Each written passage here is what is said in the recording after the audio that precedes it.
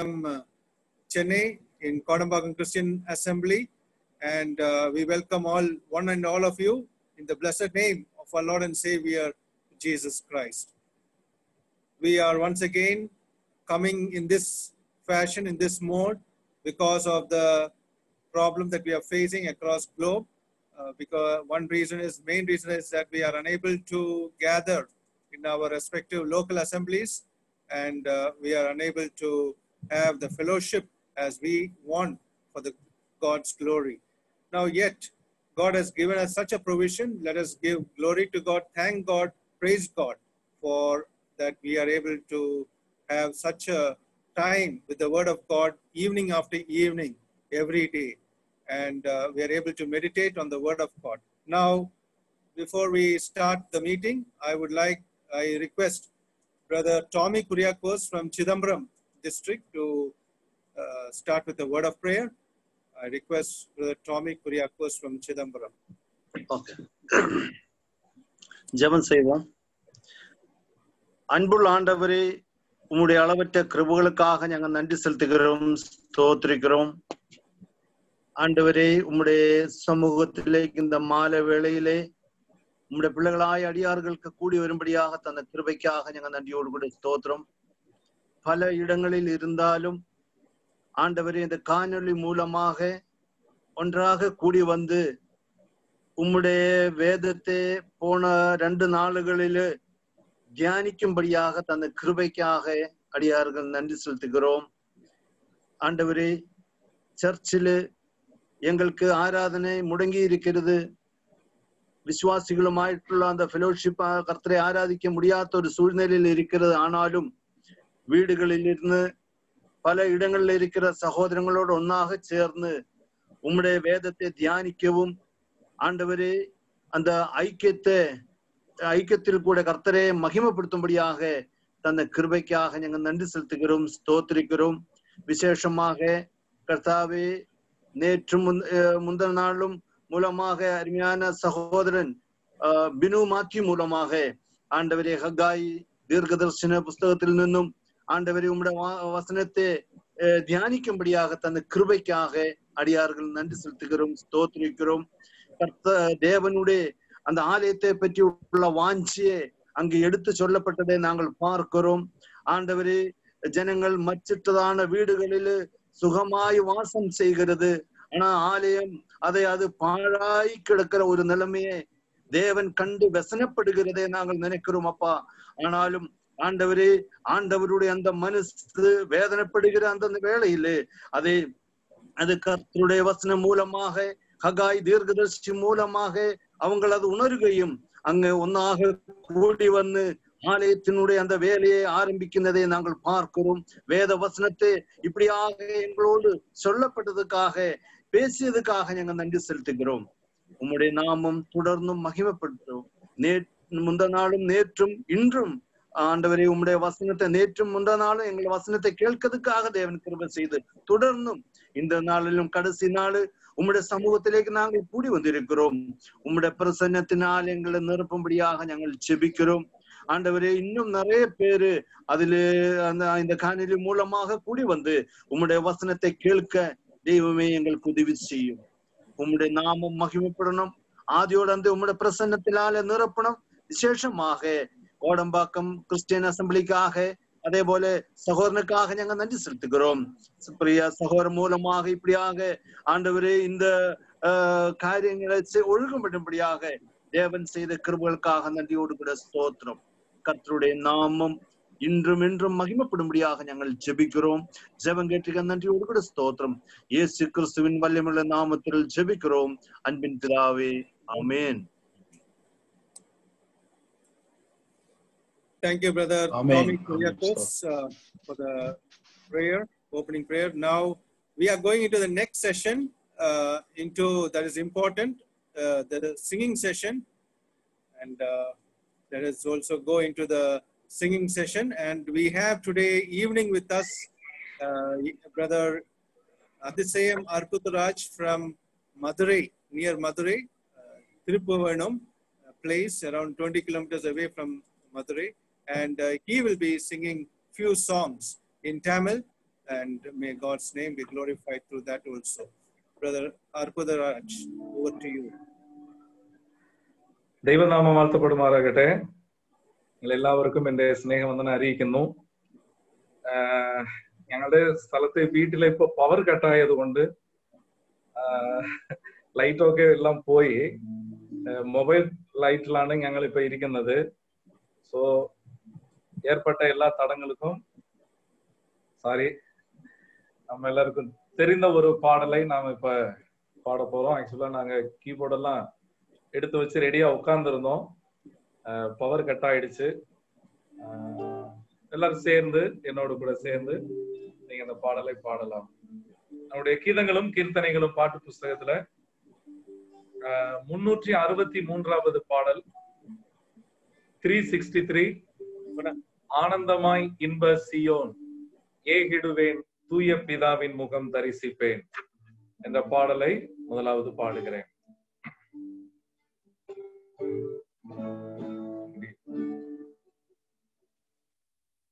ஆனந்தமா இன்ப சியோன் ஏகிடுவே தூய பிதாவின் முகம் தரிசிப்பே.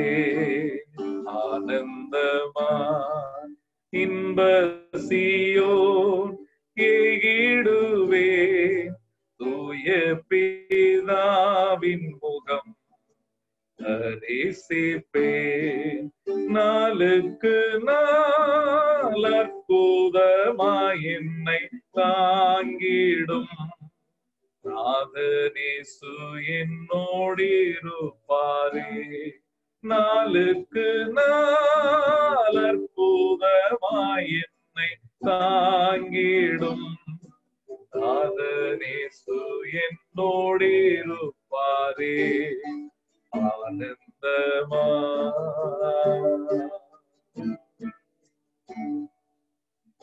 ஒரு 2 minutes எங்களுக்கு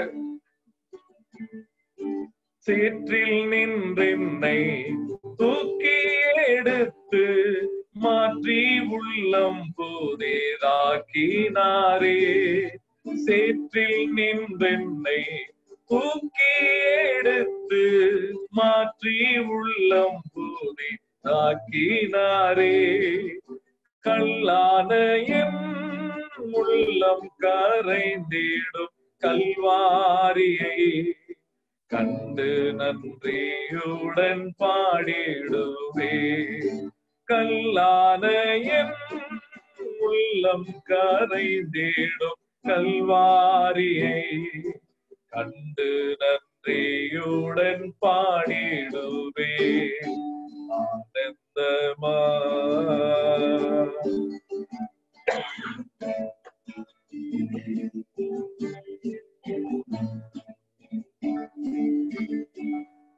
வாலிப நாளில் இயேசுவை கண்டேன் வாஞ்சையுடன் என்னை தேடி வந்தார்.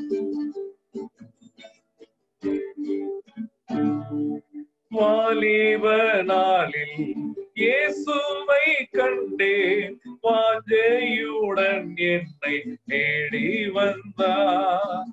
எதற்குமே உதவா என்னையும் கண்டெடுத்தார். இயேசுவின் அன்பை நான் என் சொல்லுவேன். எதற்குமே உதவா என்னையும் கண்டெடுத்தார். இயேசுவின் அன்பை நான் என் சொல்லுவேன். ஆனந்தமா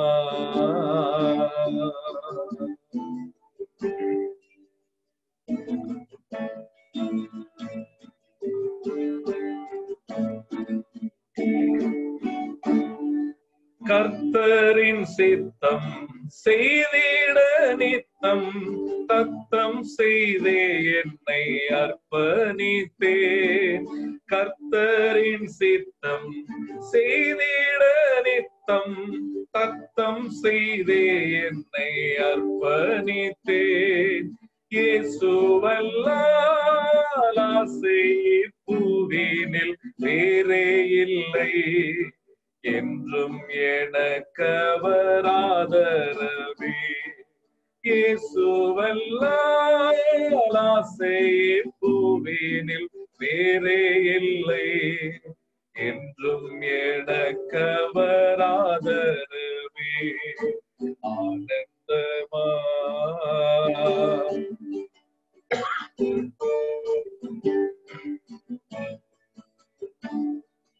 தேற்றிடுதேவும் வாக்குகள் என்னை ஆற்றிடுதே உந்தன் சமூகமே.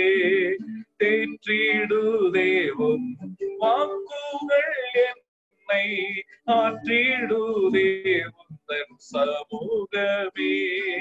வேலத்தின் மேல் வேலன் அடைந்து நான் சேருவேன், வேறிந்த சீயோனில் வாழ்ந்திடுவே. வேலத்தின் மேல் வேலன் அடைந்து நான் சேருவே, இயேசுவின் பேரன்பில் வாழ்ந்திடுவே. ஆனந்தமா இன்ப சீயோன் ஏகிடுவே, தூய பிதாவின் முகம் தரிசிப்பே. நாளுக்கு நாள் அற்புதமாய் என்னை தாங்கிடும் நாதனேசு என்னோடிருப்பாரே. ஆனந்தமா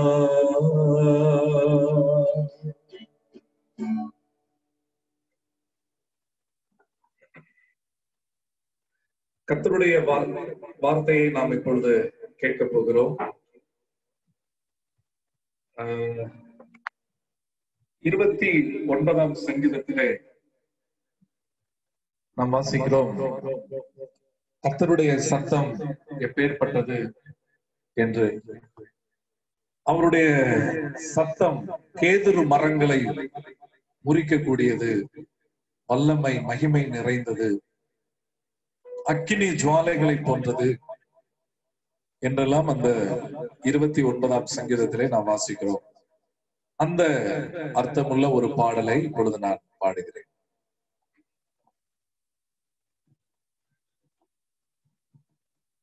கர்த்தரின் சத்தம் வல்லமை உள்ளது, கர்த்தரின் சத்தம் மகத்துவம் உள்ளது.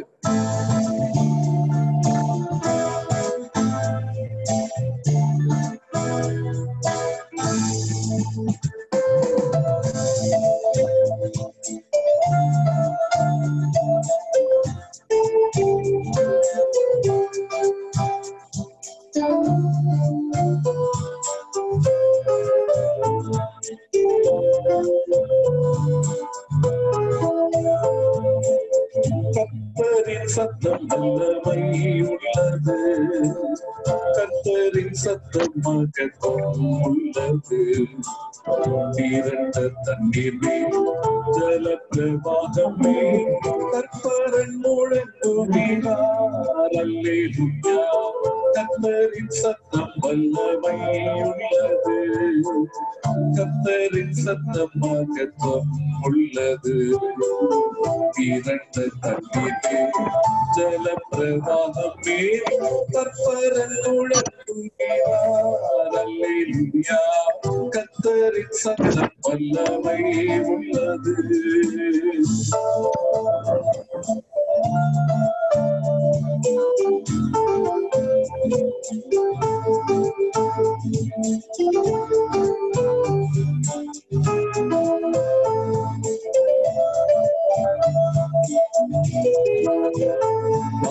பலவான்களின் புத்திரரே, பரிசுத்த அலங்காரமா, கனம் வல்லமை மகிமை கர்த்தருக்கு செலுத்திடுங்கள்.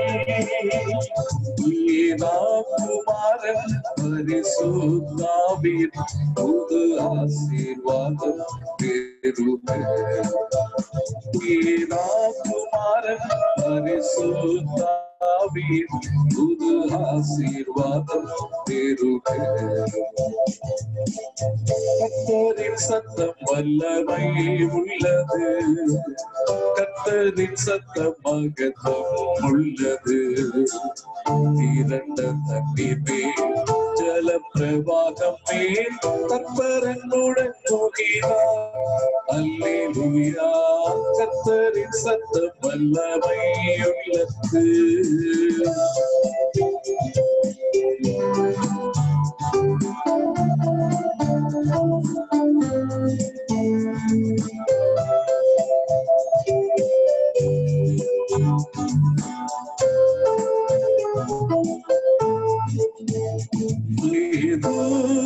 மரங்களையும் லிபனோனின் மரங்களையும் கர்த்தரின் வலிய சத்தம் கோரமாக முறிக்கின்றது. சேனை அதிபன் நமது முன்னிலை ஜெய வீரனாக செல்கிறார். சேனை அதிபன் நமது முன்னிலை ஜெய வீரனாக செல்கிறார். கர்த்தரின் சத்தம் வல்லமை உள்ளது, கர்த்தரின் சத்தம் மகத்துவம் உள்ளது. திரண்ட தண்ணீர் மேல் ஜல பிரவாகம் மேல் கர்த்தரனுடன் போகிறார். அல்லேலூயா, கர்த்தரின் சத்தம் வல்லமை உள்ளது.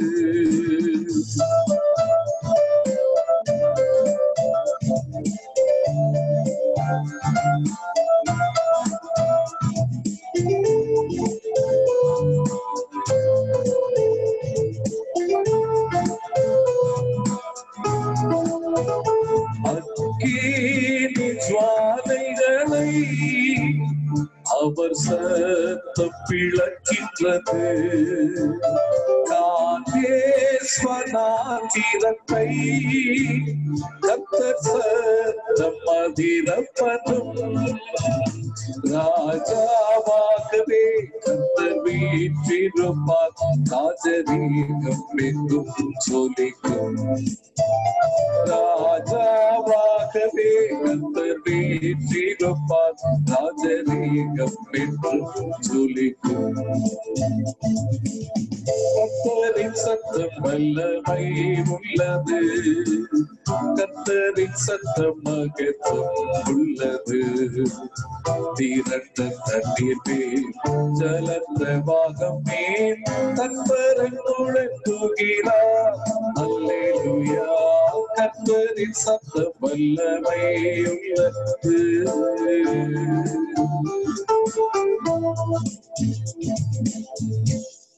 நன்றி, ஆண்டவருக்கே மகிமை உண்டாவதாக.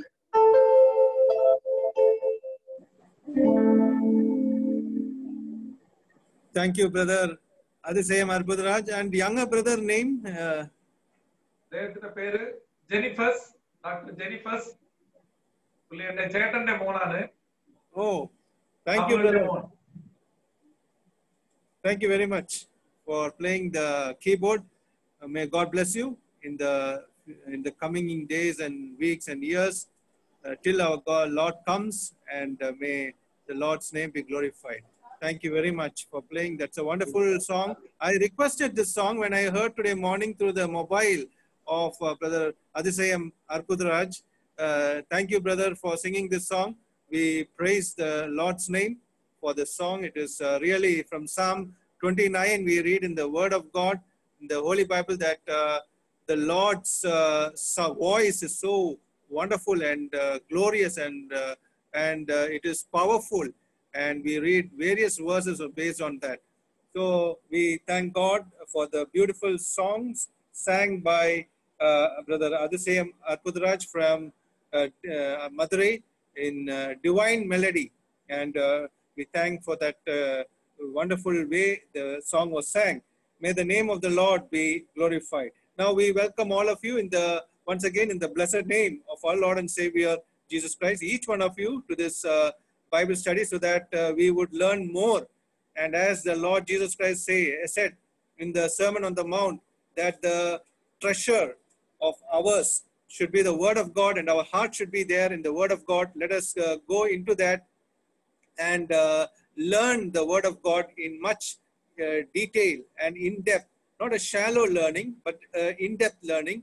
And we have with us today evening our dear brother evangelist Binu Matthew from Kottayam. He has been teaching us for the past 2 days, and for different places across Kerala and Tamil Nadu. In Chennai also he came the other time. I was happy to listen to his word. So God is using him. So we praise God for Brother Binu Matthew. These 2 days he has been using him, and he was talking from the book of Haggai, and we had learned various points. I don't have time to relate all the points right now yet. One important point is that God stirred the hearts of the people. That is what I could understand very clearly. He moved the people's heart, the believers' heart, those who had the fear of God. And the fear of God is very important.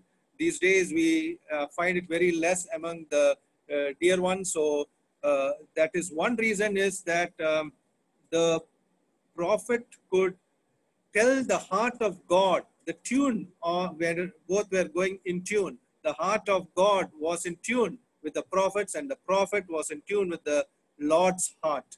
And so that was one reason that there was fear among the people and the Israelites, and their heart was moved and stirred, and they started building the house of God.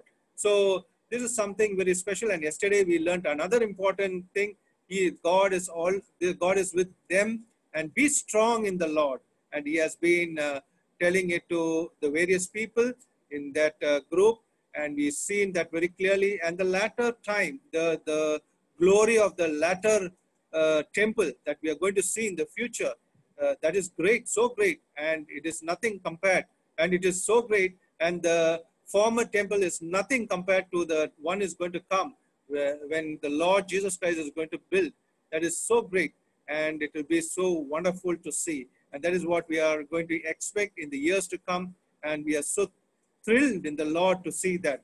That is, we should hope for that, and that's why we should believe every moment as the Thessalonica church believed in, and we should look unto the Lord every morning when we get up, that God, if you're coming today, we are ready, and God should also be happy in receiving us. And that is the attitude we should have in relation with the living Lord. Now, we have also with us evangelist Charles Benny from Kural Christian Assembly, Chennai. And we thank his presence also, for he will be translating from Malayalam to Tamil. And I thank God for him, because he's helping Kodambakkam Christian Assembly a lot in various ministries. Last time when P.S. Thamban came for the YMEF meeting in Kodambakkam Christian Assembly, P.S. Thamban was narrating all the messages in Malayalam.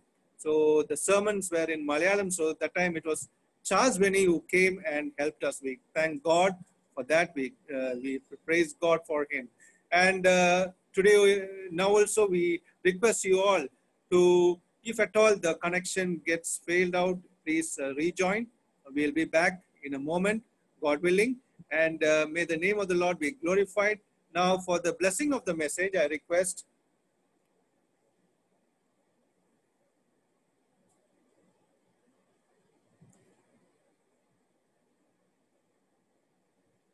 request Brother Ebenezer Daniel, Brother Ebenezer from Kodungayur Christian Assembly.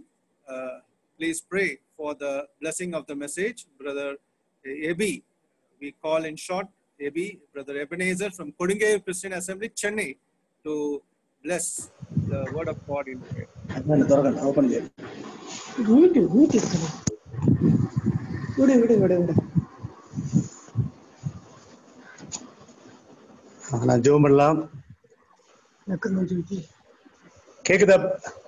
Yes, we can listen. Okay. அன்புள்ள பரலோக பரமபிதாவே, உம்முடைய குமாரனும் எங்களுடைய கர்த்தரும் ரட்சகர் மீட்பருமாகிய இயேசு கிறிஸ்து மூலம் நாங்கள் நன்றியோடு துதிக்கிறோம், ஸ்தோத்திரிக்கிறோம்.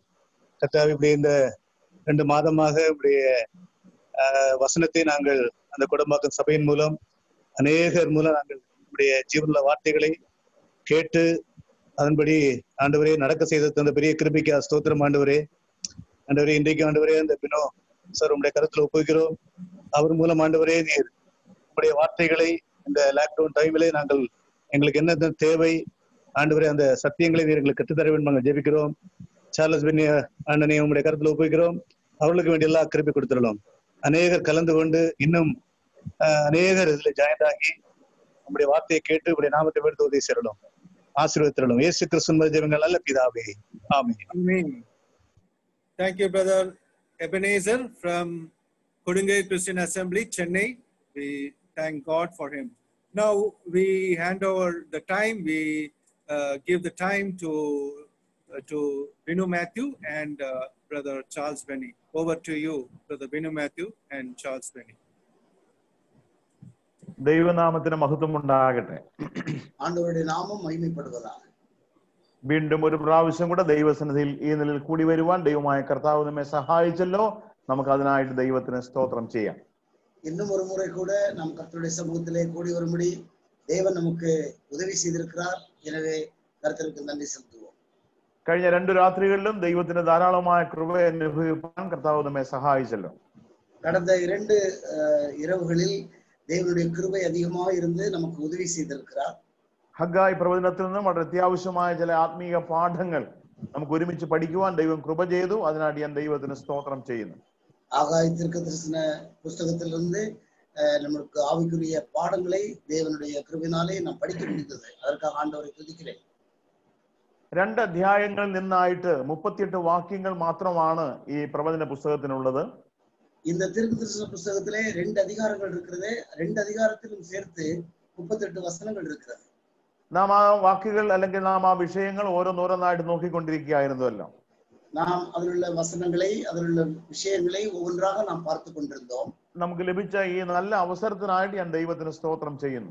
நமக்கு கிடைத்திருக்கிற இந்த நல்ல வாய்ப்பிற்காக நான் ஆண்டவரை துதிக்கிறேன். ദൈവവചനം ക്രമമായി പഠിക്കുവാനായിട്ട് കോടമ്പാക്കം അസംബ്ലി കാണിക്കുന്ന എല്ലാ நல்ல சககரணத்தினாയിട്ടും ഞാൻ ദൈവത്തെ മഹത്വപ്പെടുത്തുന്നു.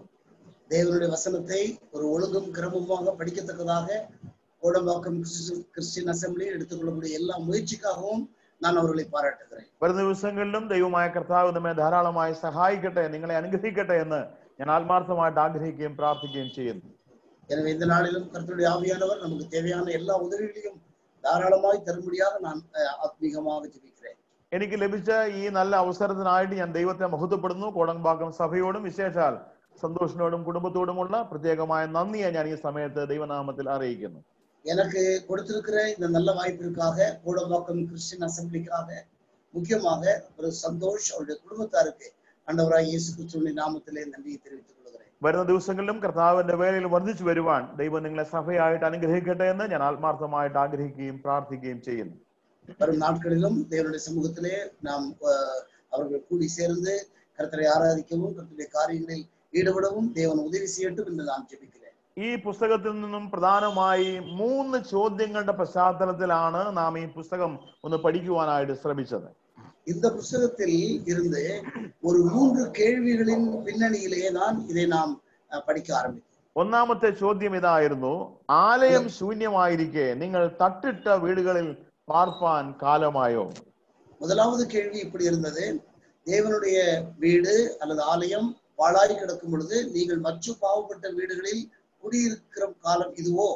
രണ്ടാമത്തെ ചോദ്യം എങ്ങനെയായിരുന്നു: മുമ്പിലത്തെ ആലയം കണ്ടവരായിരിക്കുന്ന ആർ ശേഷിക്കുന്നു? ഇപ്പോൾ കണ്ടിട്ട് നിങ്ങൾക്ക് എന്ത് തോന്നുന്നു? ஏதுமில்லாததுപോലെ തോന്നുന്നില്ലയോ? முந்தின ஆலயத்தை பார்த்தவர்கள் இப்பொழுது இருக்கிற இந்த ஆலயத்தை பார்க்கும் பொழுது உங்கள் மனதில் என்ன தோன்றுகிறது? ஒன்றுமே இல்லாதது போல தோன்றுகிறது அல்லவா? ഇന്നലെ രാത്രി ഞാൻ പറയുകയുണ്ടായി, ദൈവത്തിന്റെ വാഗ്ദത്തങ്ങൾ അതിശക്തമായതാണ്. நான் நேற்று ராத்திரிக்கு நான் சொல்லியிருந்தேன், தேவனுடைய வாக்குத்தத்தங்கள் மிகுந்த வல்லமை உள்ளது. നിരാശയിലേക്ക് പോയതായിരിക്കുന്ന ഈ ജനത്തെ ദൈവത്തിന്റെ വാഗ്ദത്തങ്ങൾ നൽകി, ദൈവത്തിന്റെ വചനം നൽകി ദൈവം അവരെ ബലപ്പെടുത്തുന്നതായിട്ട് കാണുവാൻ കഴിയുന്നുണ്ട്. ஒன்றுமில்லாத நிலைமைக்கு அல்லது ஏமாற்றமான நிலைமைக்கு போயிருக்கிற அந்த ஜனங்களுக்கு தேவன் தம்முடைய വാഗ്ദത്തങ്ങളെ കൊടുത്ത് അവരെ ബലപ്പെടുത്തി ഉത്സാഹപ്പെടുത്തുന്നു. നമ്മുടെ ജീവിതത്തിൽ ദൈവത്തിന്റെ വിലയേറിയ വചനം നൽകുന്ന സ്വാധീനം വളരെ വലുതായിരിക്കുന്നു.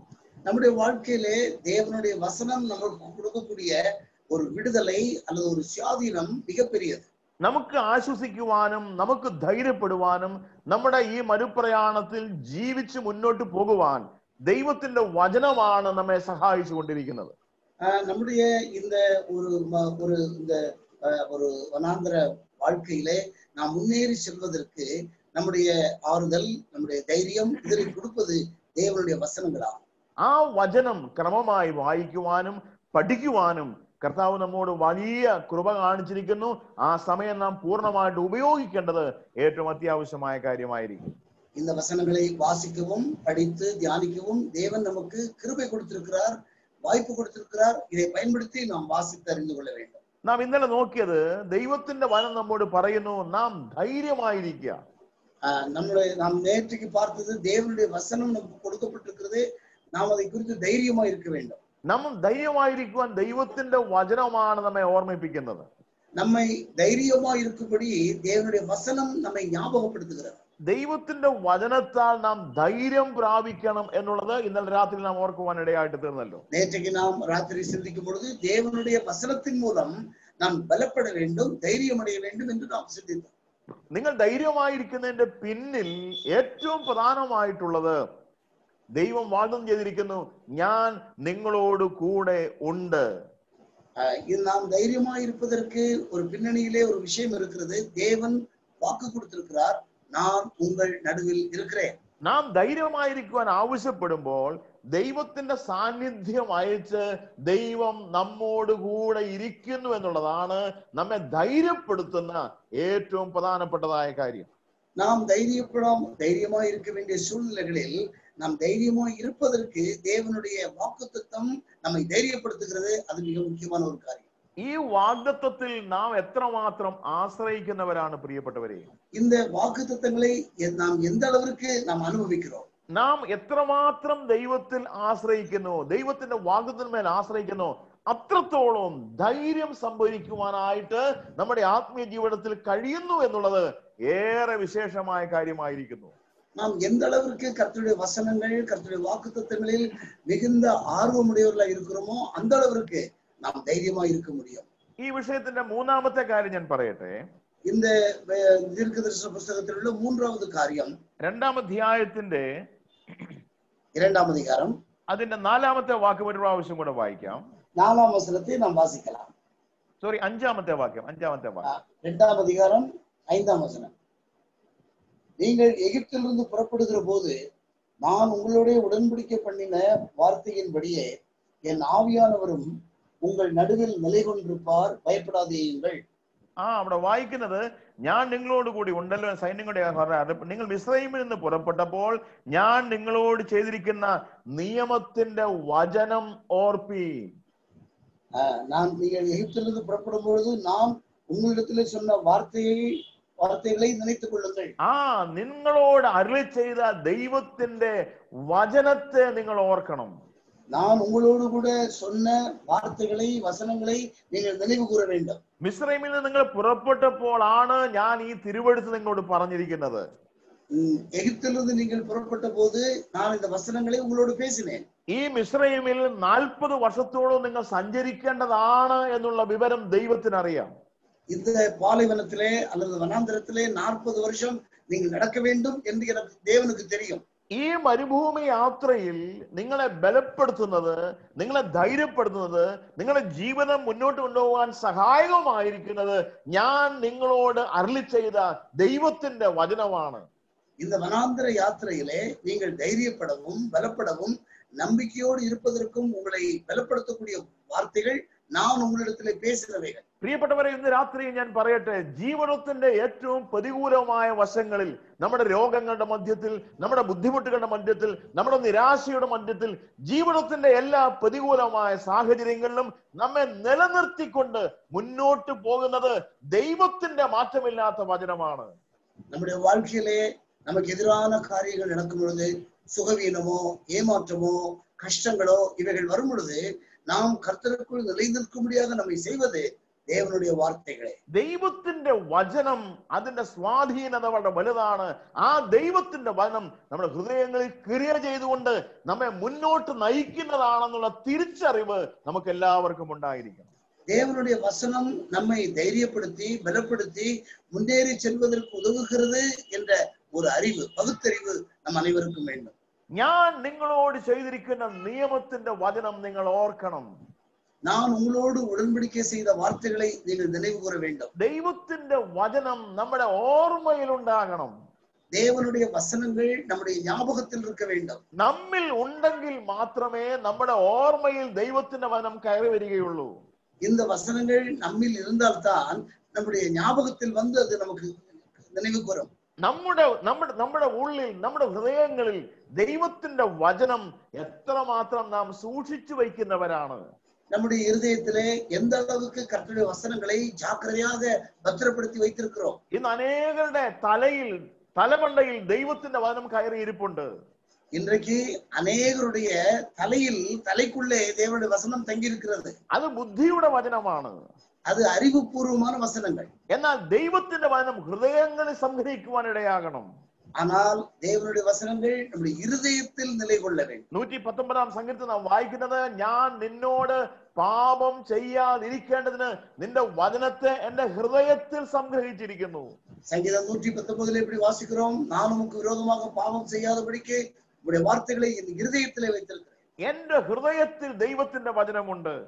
என் இருதயத்திலே தேவனுடைய வசனம் இருக்கிறது. ആ ഹൃദയത്തിൽ ഉള്ള ദൈവത്തിന്റെ വചനമാണ് നമ്മെ ധൈര്യപ്പെടുത്തുന്നതായ വചനം. நம்முடைய இருதயத்தில் உள்ள தேவனுடைய வசனங்கள் தான் நம்மை தைரியப்படுத்தக்கூடிய வார்த்தைகள். നമ്മുടെ ഹൃദയത്തിൽ ദൈവത്തിന്റെ വചനം ഉണ്ടെങ്കിൽ മാത്രമേ നമുക്ക് നമ്മുടെ ഓർമ്മയിലേക്ക് അത് കടന്നു വരികയുള്ളൂ. പ്രിയപ്പെട്ടവരെ, நம்முடைய இருதயத்தில் தேவனுடைய வசனங்கள் இருந்தால் மட்டுமே நம்முடைய ஞாபகத்திற்கு அவை வரும். അതുകൊണ്ട് ഈ ദിവസങ്ങളിൽ ഞാനും നിങ്ങളും കേട്ടുകൊണ്ടിരിക്കുന്ന ദൈവത്തിന്റെ വചനം ഒരു ചെവിയിൽ കൂടെ കടന്ന് മറ്റേ ചെവിയിൽ കൂടി ഇറക്കി വിടാതെ ഹൃദയത്തിൽ അത് സംഗ്രഹിക്കുവാൻ ദൈവമായ കർത്താവ് നമ്മെ സഹായിക്കുമാറാകട്ടെ. எனவே இந்த நாட்களிலே நாம் கேட்கிற வசனங்கள் ஒரு காதின் வழியாக வாங்கி மறு காதின் வழியாக விட்டு விடாதபடி இருதயத்திலே அது தங்கி இருக்க தேவன் உதவி செய்வார். ദൈവത്തിന്റെ ആലയത്തെ കുറിച്ചുള്ളതാകുന്ന ചിന്ത നമ്മുടെ ഹൃദയത്തെ ഭരിക്കണം. தேவனுடைய ஆலயத்தை குறித்த எண்ணம் நம்முடைய இருதயத்திலே காணப்படும். നമ്മുടെ ജീവിതത്തെക്കാൾ ഉപരിയായി ദൈവത്തിന്റെ ആലയത്തിന് പ്രാധാന്യത ഉണ്ടാകുവാൻ ഇടയായി തീരണം. நம்முடைய வாழ்க்கையின் எந்த விஷயத்தை காட்டிலும் தேவனுடைய ஆலயத்தை பற்றிய காரியங்கள் முக்கியத்துவம் பெற வேண்டும். ഇവിടെ നാം വായിക്കുമ്പോൾ ദൈവത്തിന്റെ ആലയം പണിയുന്ന കാര്യത്തിൽ ഇവർ ഏറ്റവും ഉത്സാഹത്തിലേക്ക് കടന്നു വരുന്നതായിട്ട് കാണാൻ കഴിയുന്നു. நாம் இங்கே வாசிக்கிறோம், அந்த தேவனுடைய ஆலயத்தின் காரியங்களை குறித்து அவர்கள் உற்சாகத்தோடு வருவதை பார்க்க முடிகிறது. അതിനവരെ പ്രേരിപ്പിച്ചത്, അതിനവരെ സഹായിച്ചത് ദൈവത്തിന്റെ വചനമാണ്. இதை செய்வதற்கு அவர்களை உற்சாகப்படுத்தி அவர்களுக்கு உதவி செய்தது தேவனுடைய வசனமாகும். അതുകൊണ്ട് ദൈവത്തിന്റെ വചനം അവർ നമ്മുടെ ഓരോരുത്തരുടെയും ഹൃദയങ്ങളിൽ ക്രിയ ചെയ്യുവാൻ, ദൈവത്തിന് പ്രസാദകരമായത് ചെയ്യുവാൻ ദൈവമായ കർത്താവ് നമ്മെ സഹായിക്കുമാറാകട്ടെ. எனவே தேவனுடைய வசனம் ஒவ்வொருடைய வாழ்க்கையிலும் அது கிரியை செய்து உதவியா இருப்பதற்கு தேவனுடைய ஆவியானவர் உதவி செய்வாராம். ഈ 2-ാം അധ്യായത്തിന്റെ 4-ാമത്തെ വാക്യം വായിക്കുമ്പോൾ 2-ാം அதிகாரத்தின் 4-ാം വചനத்தை വാസിக்கலாம். നാം വായിക്കുന്ന സെരുബാബേലിനോട് പറയുന്നു ധൈര്യപ്പെടുവാൻ. அங்கே வாசிக்கும் போது செருபாபேலோடு ஆண்டவர் சொல்லுகிறார், நீ தைரியம் அடைவாயாக. യോശുവയോട് പറയുന്നു ധൈര്യപ്പെടുവാൻ. யோசுவாவினிடத்திலே கர்த்தர் சொல்லுகிறார், நீ தைரியப்படு. സകല ജനത്തോടും പറയുന്നു ധൈര്യപ്പെടുക. எல்லா ஜனங்களோடும் சொல்லுகிறார், நீங்கள் தைரியப்படுங்கள். ഈ ധൈര്യപ്പെടുക മാത്രമല്ല, അവിടെ ഉപയോഗിക്കുന്ന മറ്റൊരു വാക്കുണ്ട്, ധൈര്യപ്പെട്ട് നിങ്ങൾ കർത്താവിന്റെ അഥവാ ദൈവത്തിന്റെ വേല ചെയ്യുവാനായിട്ട് അവരെ ഓർമ്മിപ്പിക്കുന്നതായിട്ട് വായിക്കാൻ കഴിയുന്നു. நீங்கள் தைரியப்பட வேண்டும், அல்லது திடன் கொள்வது மட்டுமல்ல, கர்த்தருடைய வேலையை நடத்துங்கள். സകല ജനവുമായുള്ളവരെ ധൈര്യപ്പെട്ട് വേല ചെയ്യുവീൻ എന്ന് യഹോവയുടെ അരുളപ്പാട്. எல்லா ஜனங்களே நீங்கள் திடன் கொள்ளுங்கள், வேலையை நடத்துங்கள் என்று கர்த்தர் சொல்லுகிறார். ദൈവത്തിന്റെ വേല ചെയ്യുവാനായിട്ടുള്ള ആഹ്വാനം ദൈവം നമുക്ക് നൽകി തരുന്നു. தேவனுடைய வேலையை செய்யும்படியாக அவர்கள் ஏவப்படுகிறார்கள். അത് വളരെ പ്രധാനപ്പെട്ടതായ ഒരു കാര്യമാണ്. அது ஒரு முக்கியமான ஒரு விஷயமா இருக்கிறது. എന്റെ ആത്മീക ജീവിതത്തിൽ ഞാൻ ധൈര്യമുള്ളവനായിരിക്കണം. என்னுடைய ஆவிக்குரிய வாழ்க்கையிலே நான் தைரியப்படுகிறவனா இருக்க வேண்டும். എന്നാൽ ആ ധൈര്യം എന്നെ മറ്റൊരു പ്രവൃത്തിയിലേക്ക് കൊണ്ടുപോകുവാൻ കാരണമാക്കണം. அந்த தைரியம் கர்த்தருடைய வேலையை செய்வதற்கு என்னை வழிநடத்த வேண்டும். എന്തിനാ എന്നെ ധൈര്യപ്പെടുത്തുന്നത്? ஆண்டவர் ஏன் என்னை தைரியப்படுத்துகிறார்? എന്തിനാ എന്നെ ജീവിപ്പിക്കുന്നത്? ஆண்டவர் ஏன் என்னை வாழ வைக்கிறார்? ചുരുക്കി പറഞ്ഞാൽ എന്തിനാണ് ഈ ഭൂമിയിൽ ദൈവം എന്നെ ശേഷിപ്പിച്ചിരിക്കുന്നത്? சுருக்கமாக சொன்னால் எதற்காக தேவன் என்னை இந்த உலகத்தில் பத்திரமாய் வைத்திருக்கிறார்? അതിന്റെ പിന്നിൽ ഒരു ഉദ്ദേശമുണ്ട് പ്രിയപ്പെട്ടവരെ. அதற்கு பின்னாலே ஒரு பெரிய நோக்கம் இருக்கிறது. നമുക്കറിയാം, ഇപ്പോൾ ഈ മഹാവ്യാധി, ഈ പകർച്ചവ്യാധി വന്നതിനു ശേഷം ലക്ഷക്കണക്കിന് ആളുകൾ ഇപ്പോൾ ഈ ഒരു 3 മാസം കൊണ്ട് ഇവിടുന്ന് മാറ്റപ്പെട്ട് കഴിഞ്ഞിരിക്കുന്നു. நமக்கு தெரியும், இந்த ஒரு பெரிய கொள்ளை வியாதி வந்து லட்சக்கணக்கான மக்கள் உலகம் முழுவதிலும் இருந்து மரித்து போயிருக்கிறார்கள். നമുക്കറിയാം, അമേരിക്കയിലെ മരണസംഖ്യ എത്രയോ ഉയർന്നതായിട്ടാണ് ആയിരിക്കുന്നത്. നമുക്ക് தெரியும், உலகம் முழுவதிலும் அமெரிக்காவிலே மரணம் சம்பவித்தது மிக அதிகம். എത്രയോ ലക്ഷക്കണക്കിന് ആളുകളാണ് രോഗികളായി തീർന്നിരിക്കുന്നത്. ലക്ഷക്കണക്കാன പേർ വ്യാധി പിടിച്ചവരായി இருக்கிறார்கள். ഓരോ ദിവസവും എത്ര എത്ര എത്ര ആളുകളാണ് മാറ്റപ്പെട്ടുകൊണ്ടിരിക്കുന്നത്. ஒவ்வொரு நாளும் எத்தனையோ ஆட்கள் கடந்து போய் கொண்டிருக்கிறார்கள். നാം ഓരോ ദിവസം ന്യൂസ് കാണുമ്പോൾ അവിടെ പറഞ്ഞുകൊണ്ടിരിക്കുന്ന എണ്ണം ഇങ്ങനെ ഓരോ ദിവസവും വർദ്ധിച്ചു വന്നുകൊണ്ടിരിക്കുകയാണ്. செய்தியை பார்க்கும் பொழுது ஒவ்வொரு நாளும் அந்த எண்ணிக்கை கூடிக்கொண்டே இருக்கிறது. നമ്മെ ദൈവം ശേഷിപ്പിച്ചിരിക്കുന്നു. ஆண்டவர் நம்மை பத்திரமாய் வைத்திருக்கிறார். എത്ര നാൾ ഇവിടെ ഉണ്ടെന്ന് നമുക്ക് അറിഞ്ഞുകൂടാ. எவ்வளவு நாள் நாம் இங்கே இருப்போம் என்று நமக்கு தெரியாது. എന്നാൽ ഒരു കാര്യം നാം അറിഞ്ഞിരിക്കണം. ஆனால் ஒரு விஷயத்தை நாம் புரிந்திருக்க வேண்டும். എന്നെ ഇവിടെ ശേഷിപ്പിച്ചിരിക്കുന്നതിന്റെ പിന്നിൽ ദൈവത്തിന് ഒരു ഉദ്ദേശമുണ്ട്. என்னை இந்த உலகத்திலே கர்த்தர் பத்திரமாய் வைத்திருப்பதற்கு தேவனுக்கு ஒரு நோக்கம் இருக்கிறது. ആ ഉദ്ദേശം എന്തെന്ന് ഞാൻ തിരിച്ചറിയണം, ഞാൻ മനസ്സിലാക്കണം. தேவனுடைய நோக்கம் என்ன என்பதை நாம் பகுத்தறிந்து கொள்ள வேண்டும். നമ്മുടെ ജീവിതത്തിൽ ദൈവം എന്ത് കാര്യം ചെയ്താലും അതിന്റെ പിന്നിൽ ദൈവത്തിന് ഒരു ഉദ്ദേശമുണ്ട്. நம்முடைய வாழ்க்கையில் தேவன் எந்த காரியங்களை செய்தாலும் அதற்கு பின்னாலே ஒரு பெரிய நோக்கம் இருக்கிறது. ഇന്നലെ ഞാൻ പറഞ്ഞൊരു കാര്യം നിങ്ങൾക്ക് ഓർമ്മയുണ്ടാവുമെന്ന് ഞാൻ വിചാരിക്കുന്നു. நேற்றைக்கு நான் சொன்ன ஒரு விஷயத்தை நீங்கள் ஞாபகத்தில் வைத்திருப்பீர்கள். ദൈവം തന്റെ ജനമാ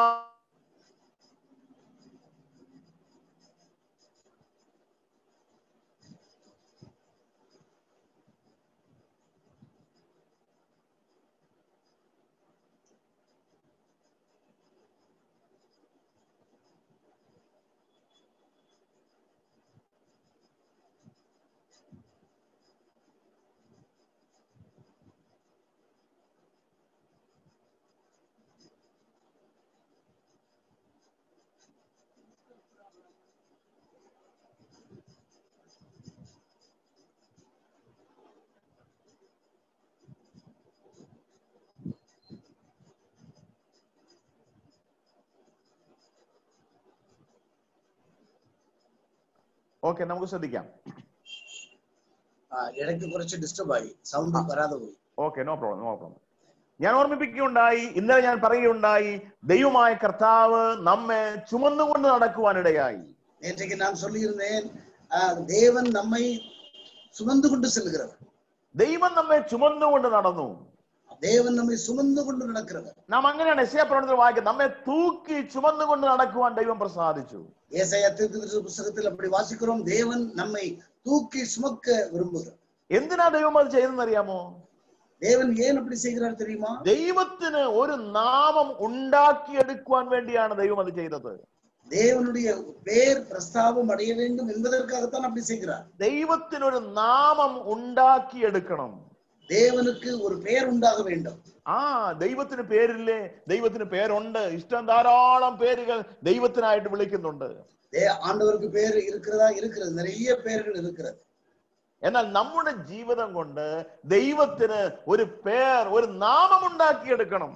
ஆனால் நம்முடைய வாழ்க்கையின் மூலமாக தேவனுக்கு ஒரு பெயர் உண்டாக வேண்டும். നാം വായിക്കുന്നുണ്ട്, അബ്രഹാമിന്റെ ദൈവമാണവൻ, ഇസഹാക്കിന്റെ ദൈവമാണ്, യാക്കോബിന്റെ ദൈവമാണ്.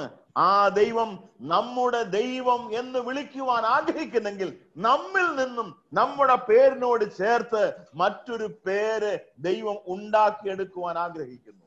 அபிரகாமின் தெய்வம் என்றும் ஈசாக்கு யாக்கோபுடைய தெய்வம் என்றும் நாம் வாசிக்கிறோம். அதுபோல நம்முடைய தேவன் என்று நம்முடைய பெயரை சொல்லும் போது தேவனுக்கு இன்னொரு பெயரும் அதிலே உண்டாகும். നാം വായിക്കുന്നത് ഇങ്ങനെയാണ്, അതുകൊണ്ട് ദൈവത്തിന്റെ ആത്മാവ് നമ്മോട് ഇടപെട്ടുകൊണ്ടിരിക്കുന്നു, നമ്മോട് സംസാരിച്ചു കൊണ്ടിരിക്കുന്നു. ആ ദൈവത്തിന്റെ വാക്കുകളെ തിരിച്ചറിയുവാൻ നമുക്ക് എല്ലാവർക്കും ഇടയായി തീരുമാറാകട്ടെ. இங்கே வாசிக்கிறோம், அதனாலே பரிசுத்த ஆவியானவர் நமக்குள்ளே நிலை கொண்டிருப்பார்.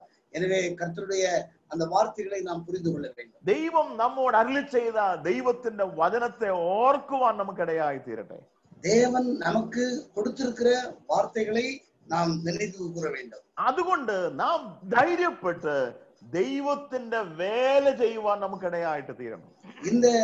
இதன் மூலமாக நாம் தைரியம் அடைந்து திடம் கொண்டு கர்த்தருடைய வேலையை செய்ய வேண்டும். ഞാൻ ഇങ്ങനെ ഓർമ്മിപ്പിക്കുകയുണ്ടായി, നാം ദൈവത്തിന്റെ വേല ചെയ്യേണ്ടതിന് വേണ്ടിയാണ് ദൈവം നമ്മെ ഇവിടെ ശേഷിപ്പിച്ചിരിക്കുന്നത്.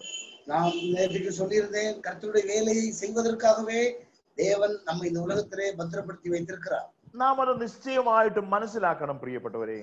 நாம் இதை தெளிவாக மனதில் புரிந்து கொள்ள வேண்டும். എന്തിനാണ്, നാം ഓരോരുത്തരും ചോദിക്കണം, എന്തിനാണ് എന്നെ ദൈവം ഇവിടെ ശേഷിപ്പിച്ചിരിക്കുന്നത്? நாம் ஒவ்வொருவரும் நம்மை பார்த்து கேள்வி கேட்க வேண்டும், எதற்காக தேவன் என்னை இங்கே பாதுகாக்கிறார்? ഇവിടെ വായിക്കുന്നത് നമ്മെ ധൈര്യപ്പെടുത്തുന്നത്, നമ്മെ ജീവിപ്പിക്കുന്നത് ദൈവത്തിന്റെ വേല ചെയ്യേണ്ടതിന് വേണ്ടിയാണ്. இங்கே நாம் வாசிக்கிறோம், நாம் திடன் கொள்ளும்படி செய்யக்கூடியது காரியம் என்னவென்றால் தேவனுக்கென்று வேலை செய்ய வேண்டும். നമുക്കറിയാം, വിവിധങ്ങളായ നിലയിൽ ദൈവത്തിന്റെ വേല ചെയ്യുവാൻ നാം കടപ്പെട്ടവരാണ്. അതിനുള്ള സാധ്യത നമ്മുടെ മുമ്പിലുണ്ട്. അത് നാം വിശേഷാൽ ഓർക്കേണ്ടതും ആവശ്യമായിരിക്കും. நமக்கு தெரியும், பலவிதமான வேலைகளை கர்த்தருக்கு செய்யலாம். அதை செய்வதற்கான வாய்ப்புகளும் கர்த்தர் கொடுத்திருக்கிறார் என்பது நமக்கு தெரியும். നാം ചെയ്തുകൊണ്ടിരിക്കുന്ന വേല അധികമായി ചെയ്യുവാൻ ദൈവം നമ്മെ സഹായിക്കുമാറാകട്ടെ. நாம் செய்து கொண்டிருக்கக்கூடிய வேலையை இன்னுം அதிகமாய் செய்யும்படி தேவன் நமக்கு உதவி செய்யட்டும். ഈ ദൈവത്തിന്റെ വേല ചെയ്യുന്ന വിഷയത്തോടുള്ള ബന്ധത്തിൽ ഞാൻ നിങ്ങളുടെ ശ്രദ്ധയെ എസ്രയുടെ പുസ്തകത്തിലേക്ക് ഒന്ന് കൊണ്ടുപോകാൻ ആഗ്രഹിക്കുകയാണ്. Book of Ezra. கர்த்தருடைய வேலையை செய்யக்கூடிய இந்த சம்பந்தப்படுத்தி எஸ்ரா புஸ்தகத்தை நாம் திருப்பும்படி நான் விரும்புகிறேன். എല്ലാവരും ആ അധ്യായം ഒന്ന് എടുക്കണം എന്ന് ഞാൻ ദൈവനാമത്തിൽ ഓർമ്മിപ്പിക്കുന്നു. எல்லாரும் உங்களுடைய வேத புஸ்தகத்தை திறந்து கர்த்தருடைய வசனத்தை எடுத்துக்கொள்ளும்படி நான் கேட்கிறேன். എസ്രയുടെ പുസ്തകം 4-ാം അധ്യായത്തിന്റെ 24-ാമത്തെ വാക്യം ഒന്ന് വായിക്കാം. എസ്രാ 4:24. ശ്രദ്ധിച്ച് വായിക്കുക. എസ്രയുടെ പുസ്തകം 4-ാം അധ്യായം 24-ാമത്തെ വാക്യം. എസ്രാ പുസ്തകം 4-ാം അധികാരം 24-ാം വചനം ഒന്ന് വായിക്കാത്. அப்பொழுது எருசலேமில் உள்ள தேவனுடைய ஆலயத்தின் வேலை தடைப்பட்டு வேலை தடைப்பட்டது. பெர்சியாவின் ராஜாவாகிய தரியு ராஜ்யபாரம் பண்ணின 2ஆம் வருஷம் மட்டும் நிறுத்தப்பட்டிருந்தது. ഓക്കെ, അങ്ങനെ യെരുശലേമിലെ ദൈവാലയത്തിന്റെ പണി മുടങ്ങി. தேவனுடைய வேலை நின்று போனது அல்லது தடைப்பட்டது. അങ്ങനെ അവിടെ എഴുതിയിരിക്കുന്ന വാക്ക് മലയാളത്തിൽ ഉപയോഗിക്കുന്നത് അങ്ങനെ യെരുശലേമിലെ ദൈവാലയത്തിന്റെ പണി മുടങ്ങി നിന്നുപോയി. அப்பொழுது என்று தமிழிலே போடப்பட்டிருக்கிறது. அப்பொழுது எருசலேமில் உள்ள தேவனுடைய ஆலயத்தின் வேலை தடைப்பட்டது. ഒരു ചോദ്യം അവിടെ ഇല്ലേ? அங்க ஒரு கேள்வி இருக்கிறது அல்லவா? എങ്ങനെയാണ് ദൈവത്തിന്റെ ആലയത്തിന്റെ പണി മുടങ്ങിയത്? தேவனுடைய ஆலயத்தின் வேலை எப்படி தடைப்பட்டது? എന്തുകൊണ്ടാണ് ദൈവത്തിന്റെ ആലയത്തിന്റെ പണി മുടങ്ങിയത്? தேவனுடைய ஆலயத்தின் வேலை எதனால் தடைப்பட்டது? അതിന്റെ കാരണം എന്താണ്? അതിന്റെ കാരണം என்ன? പ്രിയപ്പെട്ടവരെ, നാം നിശ്ചയമായിട്ടും മനസ്സിലാക്കേണ്ടതായ ഒരു കാര്യമാണത്. നാം തെളിവാக புரிந்து கொள்ள வேண்டிய ஒரு காரியம் இங்கே உண்டு. 5-ാം അധ്യായത്തിൽ 2-ാമത്തെ വാക്യം വായിക്കാമോ? 5ஆம் அதிகாரம் 2ஆம் வசனத்தை வாசிக்கலாம்.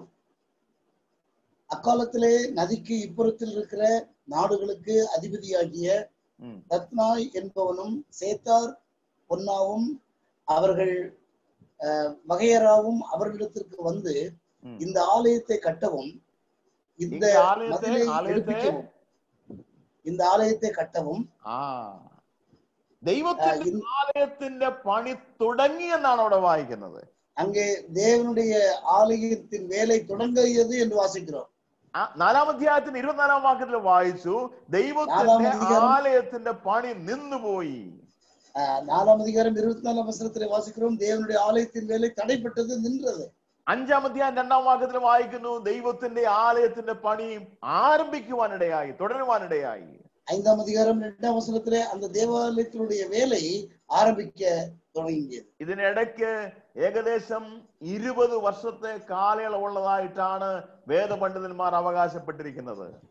இதுல 20 வருஷ ஒரு கால இடைவெளி ஏற்பட்டது என்று வேத பண்டிதர்கள் കരുതുகிறார்கள். എന്ന് വെച്ചാൽ ഈ 20 വർഷത്തോളം കാലം ദൈവത്തിന്റെ ആലയത്തിന്റെ പണി മുടങ്ങിക്കിടന്നു പ്രിയപ്പെട്ടവരെ. 20 வருஷ காலம் தேவனுடைய ஆலயத்தின் வேலை அது தடைப்பட்டு நின்றிருக்கிறது. ആ സമയത്താണ് ഹഗായി പ്രവചനം നാം വായിച്ചത്, നിങ്ങൾ തട്ടിട്ട വീടുകളിൽ താമസിക്കുകയാണ്, ദൈവത്തിന്റെ ആലയത്തിന്റെ പണി ഇതുവരെ ആരംഭിച്ചിട്ടില്ല.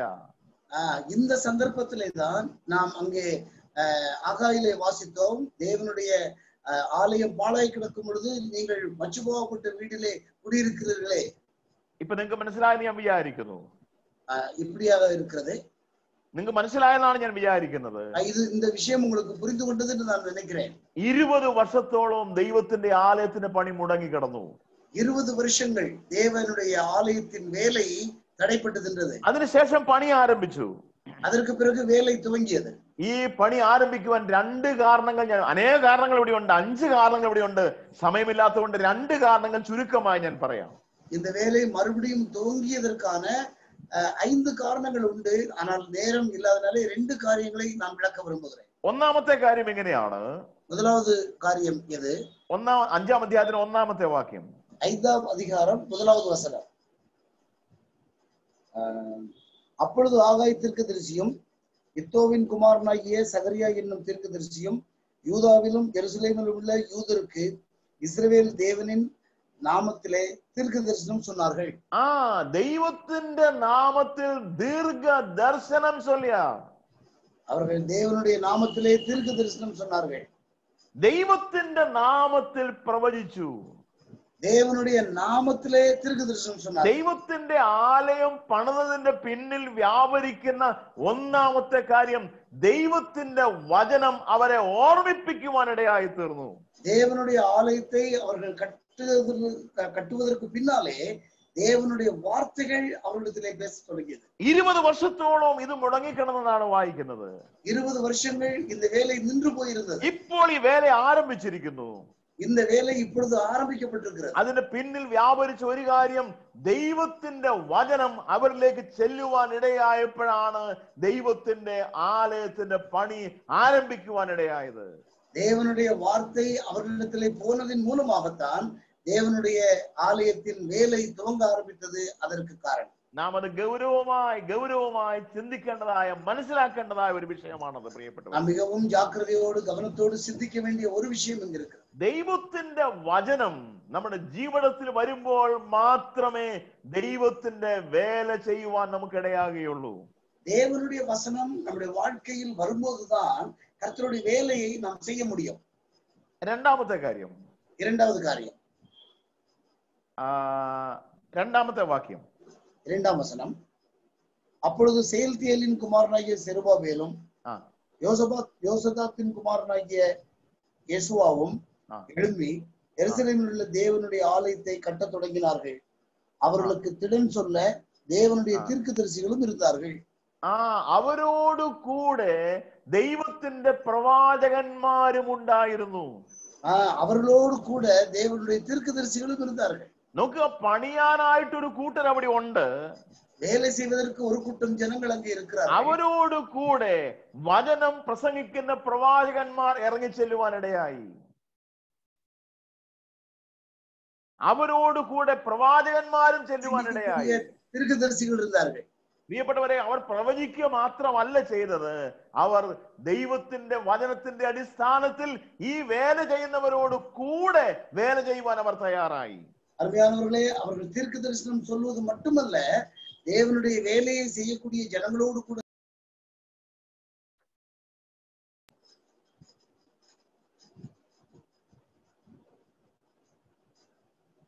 അവർ വേല ചെയ്യുക മാത്രമല്ല ചെയ്തത്, അവരോട് കൂടെ പ്രവർത്തിക്കുവാനും ഇടയായി തീർന്നു.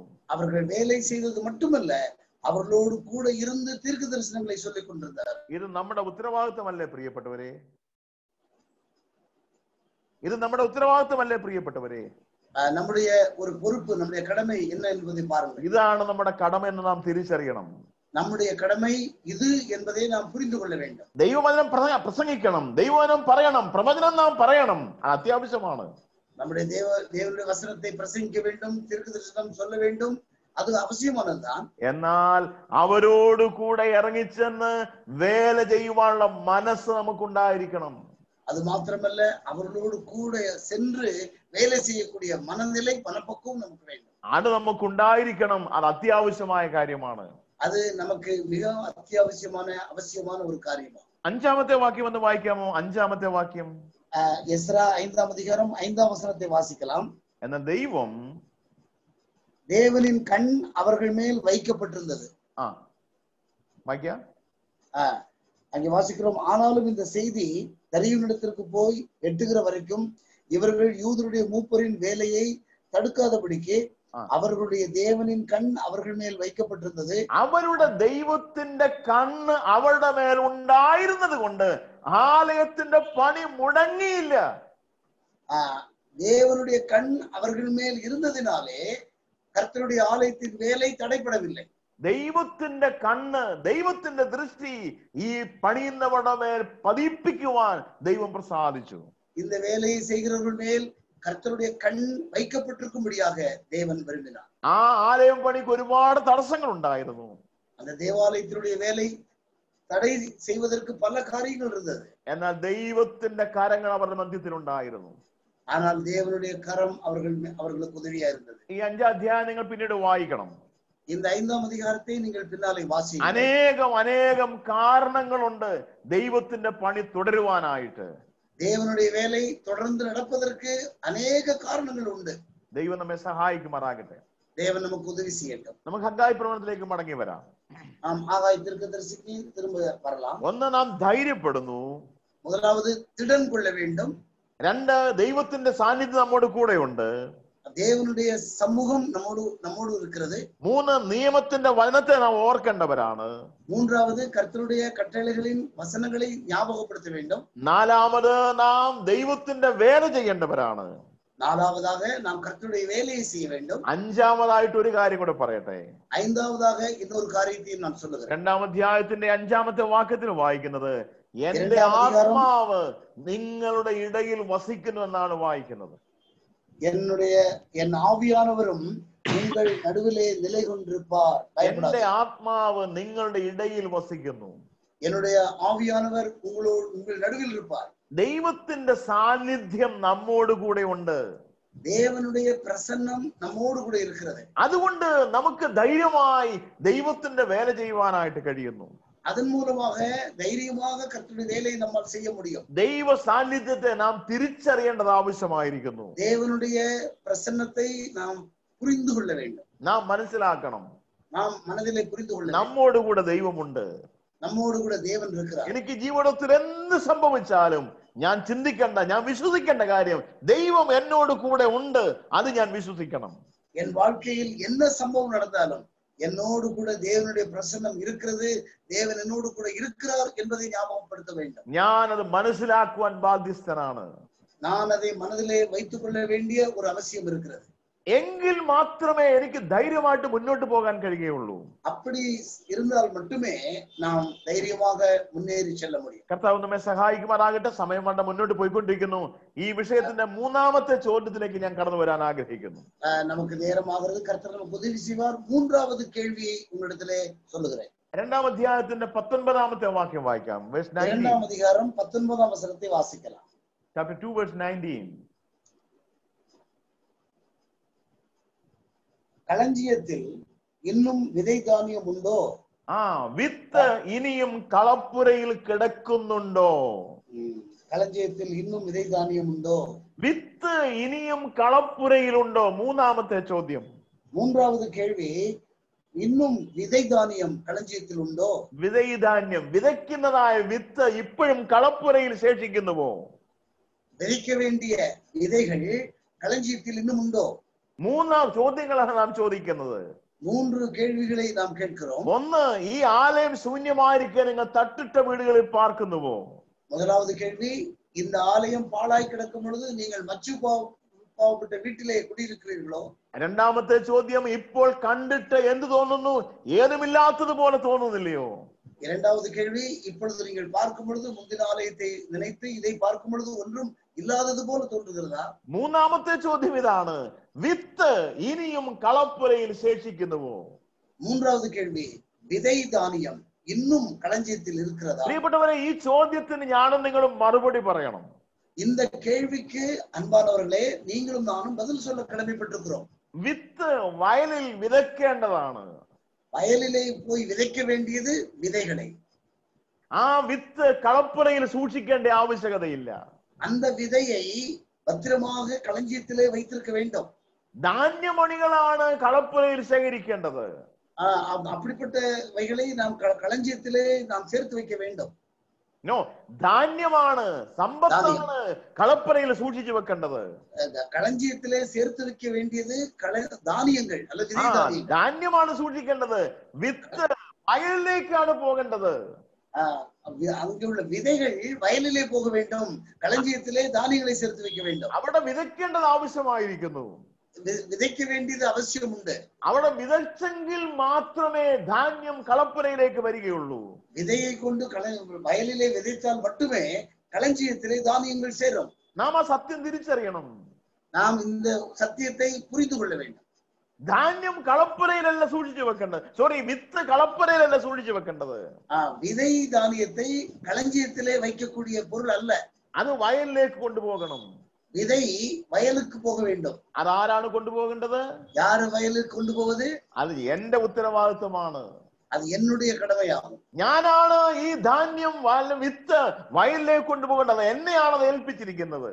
இந்த விதையை வயலுக்கு கொண்டு போக வேண்டியது என்னுடைய கடமை. கர்த்தர் அதற்காக என்னை ஏற்படுத்தி இருக்கிறார். ഞാൻ വിതയ്ക്കുന്നു, അപ്പല്ലോസ് നടുന്നു, വളരുമാറാക്കുന്നത് ദൈവമാണ്. நான் விதைக்கிறேன், அப்பல்லோ நீர் பாய்ச்சுகிறார், தேவன் விளைய செய்கிறார். അത് കൊണ്ടുപോയി വിതയ്ക്കേണ്ട ഉത്തരവാദിത്വം എനിക്കാണ്.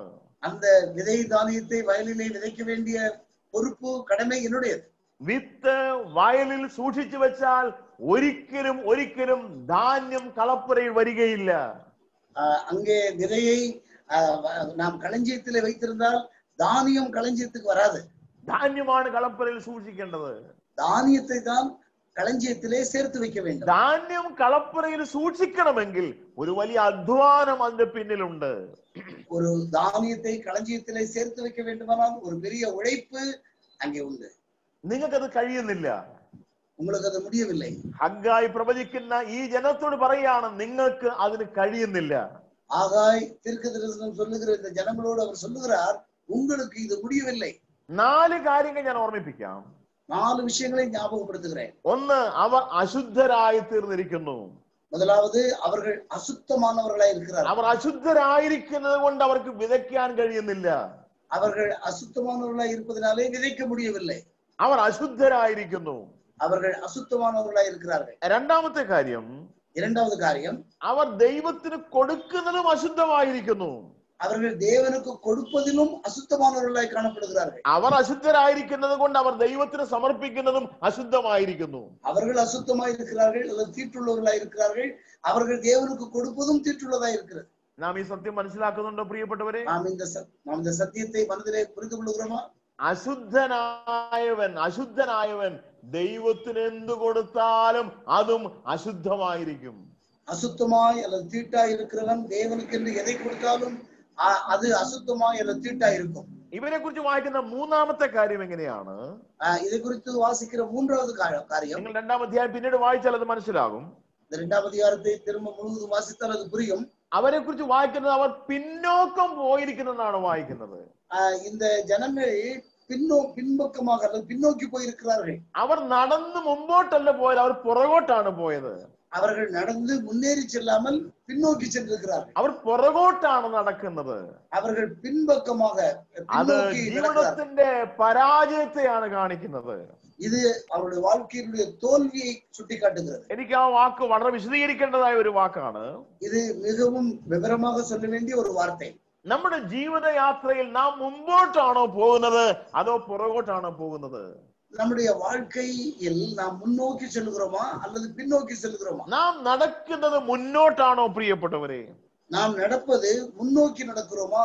നാം മുന്നോട്ടാണ് നടക്കുന്നത് എങ്കിൽ ഇനിയും അധികം ദൂരം നമ്മുടെ മുമ്പിൽ ഇല്ല. நாம் முன்னோக்கி நடந்து செல்லுங்கள் என்று சொன்னால் நாம் இன்னும் அதிக தூரம் நடக்குவதற்கு இல்லை. നാം പിറകോട്ടാണ് നടക്കുന്നെങ്കിൽ ഇനി ഒരുപാട് ദൂരം നമ്മുടെ മധ്യത്തിലുണ്ട്. நாம் பின்னோக்கி நடப்போம் என்று சொன்னால் இன்னும் அதிகமான அளவு நடக்க வேண்டியது. ഇന്ന് രാത്രിയിൽ ഒരു ചോദ്യം ഞാൻ നിങ്ങളോട് ചോദിക്കട്ടെ. இந்த ராத்திரியிலே ஒரு கேள்வி உங்களை பார்த்து கேட்கிறேன். എന്റെ ജീവിതയാത്ര മുന്നോട്ടാണോ അതോ പുറകോട്ടാണോ? என்னுடைய வாழ்க்கை பயணம் முன்னோக்கி செல்கிறதா அல்லது பின்னோக்கி செல்கிறதா? എന്റെ മുമ്പിൽ ഇനി അധികം സമയമില്ല. எனக்கு முன்னாலே இன்னும் அதிக காலம் இல்லை. എന്റെ മുമ്പിൽ ഇനി അധികം ദൂരമില്ല. எனக்கு முன்னே இன்னுം அதிக தூரம் இல்லை. ഞാൻ എന്റെ റീച്ചിങ് പോയിന്റിലേക്ക് എത്തേണ്ട സമയം വളരെ അടുത്തിരിക്കുകയാണ്. நாம் அடைய வேண்டிய இலக்கு மிகவும் பக்கத்தில் இருக்கிறது. അതുകൊണ്ട് എന്റെ ഹൃദയം വളരെ ഉത്സാഹപ്പെടുന്നു. அது நிமித்தம் என்னுடைய இருதயம் அதிக உற்சாகம் அடைகிறது. എന്റെ ഹൃദയം വളരെ സന്തോഷിക്കുന്നു. என்னுடைய இருதயத்தில் அதிக சந்தோஷம் உண்டாகிறது. കുറച്ച് ദിവസങ്ങൾ കൂടെ മാത്രമേ എന്റെ മുമ്പിൽ ജീവിതമുള്ളൂ. எனக்கு முன்னாலே இன்னும் கொஞ்ச நாட்கள் தான் இருக்கிறது. ഞാൻ എന്റെ ലക്ഷ്യസ്ഥാനത്തോട് അടുത്തുകൊണ്ടിരിക്കുന്നു. என்னுடைய இலக்கை அடையக்கூடிய மிக பக்கத்தில் வந்திருக்கிறேன். ഞാൻ എന്റെ ലക്ഷ്യസ്ഥാനത്തെ നോക്കി കാണുന്നു. അത് വളരെ അടുത്താണായിരിക്കുന്നത്. என்னுடைய இலக்கை நாம் நோக்கி பார்க்கும் பொழுது மிக அருகில் இருக்கிறது. അതുകൊണ്ട് എന്തെന്നില്ലാത്ത ഒരു സന്തോഷം എന്നെ ഭരിക്കുന്നു. அதனாலே சொல்ல முடியாத ஒரு சந்தோஷம் எனக்குள் எழும்புகிறது. എന്നാൽ ഞാൻ പുറകോട്ടാണ് നടക്കുന്നതെങ്കിൽ, ஒருவேளை நான் பின்னோக்கி நடப்பேன் என்று சொன்னால் എന്റെ ജീവിതത്തിന്റെ യാത്രയെ എനിക്ക് മുന്നോട്ട് നോക്കാൻ കഴിയുന്നില്ല, അല്ലെ ലക്ഷ്യം കാണാനായിട്ട് കഴിയുന്നില്ല. என்னுடைய வாழ்க்கை பயணத்தின் அந்த இலக்கை என்னால் பார்க்க முடியவில்லை. ഞാൻ ഒരുപാട് പിറകിലാണ്. நான் மிகவும் பின்னாலே இருக்கிறேன். എന്റെ കണ്ണിന് എന്റെ ലക്ഷ്യസ്ഥാനത്തെ കാണാൻ കഴിയുന്നില്ല. என்னுடைய கண்களால் என்னுடைய இலக்கை காண முடியவில்லை. അതുകൊണ്ട് ഞാൻ പിന്നിലേക്ക് പോയിക്കൊണ്ടിരിക്കുന്നു. அந்த இலக்கை நான் காணாதபடியினாலே மேலும் மேலும் பின்னோக்கி போகிறேன். ഈ ജനത്തിന് സംഭവിച്ച ഏറ്റവും വലിയ പരാജയമാണത്. இந்த ஜனங்களுக்கு ஏற்பட்ட மிகப்பெரிய தோல்வி இதுதான். ഇന്ന് രാത്രിയിൽ ഞാൻ നിങ്ങൾ മനസ്സിലാക്കുന്നുണ്ടോ, നാം മുമ്പോട്ടാണോ യാത്ര ചെയ്യുന്നത് അതോ പിറകിലേക്കാണോ യാത്ര ചെയ്യുന്നത്? இந்த ராத்திரியிலே உங்களை நான் புரிந்து கொள்ளும்படி சொல்லக்கூடிய ஒரு விஷயம், நாம் முன்னோக்கி செல்கிறோமா அல்லது பின்னோக்கி செல்கிறோமா? ഞാൻ മനസ്സിലാക്കിയിരിക്കുന്നത് ഈ നദികളിൽ ഉള്ളതായിരിക്കുന്ന ഒരു മീനിനെ പറ്റി കേട്ടിട്ടുണ്ട്. നദികളിൽ ഉള്ളതായിരിക്കുന്ന ഒരു മീനിനെ പറ്റി കേട്ടിട്ടുണ്ട്. நான் இந்த ஆறுகளில் வசிக்கக்கூடிய மீனை பற்றி கேள்விப்பட்டிருக்கிறேன். ആ മീൻ മുമ്പോട്ടാണ് യാത്ര ചെയ്യുന്നത്, മുമ്പോട്ടാണ് നീന്തി പോയിക്കൊണ്ടിരിക്കുന്നത്. அந்த மீன் எப்பவுமே முன்னோக்கி தான் நீந்தி செல்லும். അതാണ് അതിന്റെ ഉദ്ദേശം, അതാണ് அதனுடைய நோக்கம் அதுதான். പക്ഷെ അത് ഒരിക്കലും മുന്നോട്ട് പോകുന്നില്ല. ஆனால் அந்த மீன் முன்னேறி செல்லவில்லை. മുമ്പോട്ടാണ് പോകുന്നത്, പക്ഷെ അത് പുറകിലേക്കാണ് തിരിഞ്ഞുകൊണ്ടിരിക്കുന്നത്. அது முன்னேறி செல்கிறது, முன்பக்கமாக போகிறது, ஆனால் பின்னாலே போகிறது. എന്തൊരു സങ്കടകരമായ അനുഭവമാണത്. എவ்வளவு ഒരു வருத்தமான ஒரு അനുഭവം. ഇന്ന് രാത്രിയിൽ ഞാൻ ഓരോരുത്തരോട് ചോദിക്കട്ടെ, ആത്മീക ജീവിതത്തിൽ നാം എത്രമാത്രം മുന്നേറുവാനിടയായി? இந்த ராத்திரி வேளையிலே ஒவ்வொருவரையும் பார்த்து நான் கேட்கிறேன், நம்முடைய ஆவிக்குரிய வாழ்க்கையில் எந்த அளவுக்கு நாம் முன்னேறி செல்கிறோம்? എന്തുമാത്രം നാം മുന്നോട്ട് പോയി? നമുക്ക് ഒരുപാട് അവസരങ്ങൾ ഉണ്ടായിരുന്നു, പക്ഷെ നാം സഞ്ചരിച്ചില്ല, നാം മുമ്പോട്ട് പോയില്ല. நமக்கு பலவிதமான தேவைகள் எல்லாம் இருந்தது, நாம் எனவே முன்னோக்கி போக முடியவில்லை. ഇപ്പോൾ ഈ കോവിഡ് വന്നപ്പോൾ നമ്മൾ ചിന്തിക്കാൻ തുടങ്ങി, അയ്യോ ഇനി എത്ര നാളുണ്ട്, ഇനി എത്ര മരണം വാതിക്കൽ വന്ന് നിൽക്കുന്നു, ഇനി എത്ര നാൾ ഉണ്ടെന്നുള്ളതാണ് ഓരോരുത്തരുടെയും ചിന്ത. இப்பொழுது இந்த COVID-19 வந்ததினாலே இனியும் எனக்கு வாழ்நாட்கள் எவ்வளவு இருக்கிறதோ, மரணம் வாசல் அருகே வந்து விட்டதோ என்று எல்லாரும் சிந்திக்கிறார். എല്ലാവരും ചിന്തിച്ചുകൊണ്ടിരിക്കുന്ന ഒരു സമയമാണിത്. எல்லாரும் இப்பொழுது மரணத்தை குறித்து சிந்திக்கக்கூடிய ஒரு காலம். ഞാൻ ആവർത്തിച്ച് ഓർമ്മിപ്പിക്കട്ടെ, നമ്മുടെ ജീവിതത്തിന് യാത്ര മുന്നോട്ടാണോ അതോ പിറകിലേക്കാണോ? நான் மறுபடியும் சொல்லுகிறேன், நம்முடைய வாழ்க்கை பயணம் முன்னோக்கி போகிறதா அல்லது பின்னோக்கி செல்கிறதா? നാലാമത്തെ കാര്യം, നാലാമത്തെ വിഷയം, ദൈവത്തിന്റെ ഹൃദയത്തിന്റെ ഭാരം ദൈവം അറിയിക്കുന്നു. ദൈവം പറയുന്നു, നിങ്ങൾ എങ്കിലേക്ക് തിരിഞ്ഞില്ല എന്ന് യഹോവയുടെ അരുളപ്പാട്. தேவனுடைய இருதயத்தினுடைய பாரம், நீங்கள் என் பக்கம் திரும்பி வரவில்லை என்று தேவன் சொல்லுகிறார். 17-ാമത്തെ വാക്യം, 2-ാം അധികാരം 17-ാவது വചനം. നിങ്ങൾ എങ്കിലേക്ക് തിരിഞ്ഞില്ല എന്ന് യഹോവയുടെ അരുളപ്പാട്. உங்களை கைகளின் வேலை, நீங்கள் என்னிடத்தில் மனதை திருப்பாமற் போனீர்கள் என்று கர்த்தர் சொல்லுகிறார். നിങ്ങൾ എങ്കിലേക്ക് തിരിഞ്ഞില്ല, நீங்கள் என் பக்கமாய் திரும்பவில்லை. 4 കാര്യങ്ങൾ ഞാൻ പറഞ്ഞു. 4 காரியங்களை நான் சொன்னேன். 1, അവർ അശുദ്ധരായി തീർന്നു. முதலாவது, அவர்கள் அசுத்தராய் இருந்தார்கள். 2, അവർ അർപ്പിക്കുന്നതും അശുദ്ധമായി തീർന്നു. 2வது, அவர்கள் படைக்கிறவைகளும் அசுத்தமானவைகள். 3, അവർ പിന്നോക്കം പോകുവാനിടയായി. 3வது, அவர்கள் பின்னோக்கி செல்ல ஆரம்பித்தார்கள். 4, അവർ ദൈവത്തിങ്കിലേക്ക് മടങ്ങി വന്നില്ല. നാലാவது அவர்கள் தேவனிடத்திலே திரும்பி வரவில்லை. 4 പ്രധാനപ്പെട്ടതായ കാര്യങ്ങൾ. இந்த 4 മുഖ്യமான കാര്യങ്ങൾ. ഞാൻ പറയുന്നത് ഈ 4 കാര്യങ്ങളും എന്റെയും നമ്മുടെ ഓരോരുത്തരുടെയും അനുഭവങ്ങളാണ് പ്രിയപ്പെട്ടവരെ. അരുമயான സഹോദരങ്ങളെ, இந்த 4ഉം നമ്മുടെ അനുഭവങ്ങളാണ്. നമ്മുടെ ജീവിതത്തെയാണ് ദൈവാത്മാവ് എടുത്തു കാണിക്കുന്നത്. നമ്മുടെ வாழ்க்கை எப்படிப்பட்டதென்று பரிசுத்த ஆவியானவர் நமக்கு எடுத்து காட்டுகிறார். എന്നാൽ ഇന്ന് രാത്രിയിൽ നമ്മെ സ്നേഹിക്കുന്ന ഒരു സ്നേഹവാനായ ദൈവമുണ്ട്. ஆனாலும் இந்த ராத்திரியிலே நம்மை நேசிக்கிற அன்பு நிறைந்த தேவன் இருக்கிறார். നമ്മെ തള്ളിക്കളയാത്ത ഒരു ദൈവം ഇന്നും ജീവിക്കുന്നുണ്ട് പ്രിയപ്പെട്ടവരെ. നമ്മെ തള്ളിവിടാതെ ജീവിക്കുന്ന ദേവൻ ഇന്നും இருக்கிறார். നമുക്ക് എല്ലാവർക്കും നമ്മുടെ കരങ്ങൾ ഉയർത്തി ദൈവത്തിനൊന്ന് സ്തോത്രം ചെയ്യാം. ഹല്ലേലൂയ. നമ്മുടെ കരങ്ങളെ ഉയർത്തി എല്ലാവരും കർത്തർക്ക് ഹല്ലേലൂയ എന്ന് சொல்லலாம். നമ്മെ സ്നേഹിക്കുന്ന ഒരു ദൈവമുണ്ട്. നമ്മെ നേസിക്കുന്ന ദേവൻ, നമ്മെ സംരക്ഷിക്കുന്ന ഒരു ദൈവമുണ്ട്. നമ്മെ പരാമരിക്കുന്ന ദേവൻ இருக்கிறார். നമുക്ക് ആവശ്യമായ പ്രബോധനം നൽകി തരുന്ന ഒരു ദൈവമുണ്ട്. നമുക്ക് தேவையானவைகளை எல்லாம் നമുക്ക് അരുളുகிற ദേവൻ ഉണ്ട്. ഇന്ന് രാത്രിയിൽ 4 പ്രബോധനം പറഞ്ഞ് ഞാൻ ഈ വാക്കുകൾ അവസാനിപ്പിക്കാം. ഇന്നേക്ക് 4 വിഷയങ്ങളെ ചൊല്ലി എന്റെ വാർത്തകളെ മുടിக்கிறேன். നമ്മുടെ ജീവിതത്തിൽ 4 കാര്യങ്ങൾ സംഭവിച്ചു. അത് 4 നാം പറഞ്ഞു കഴിഞ്ഞു.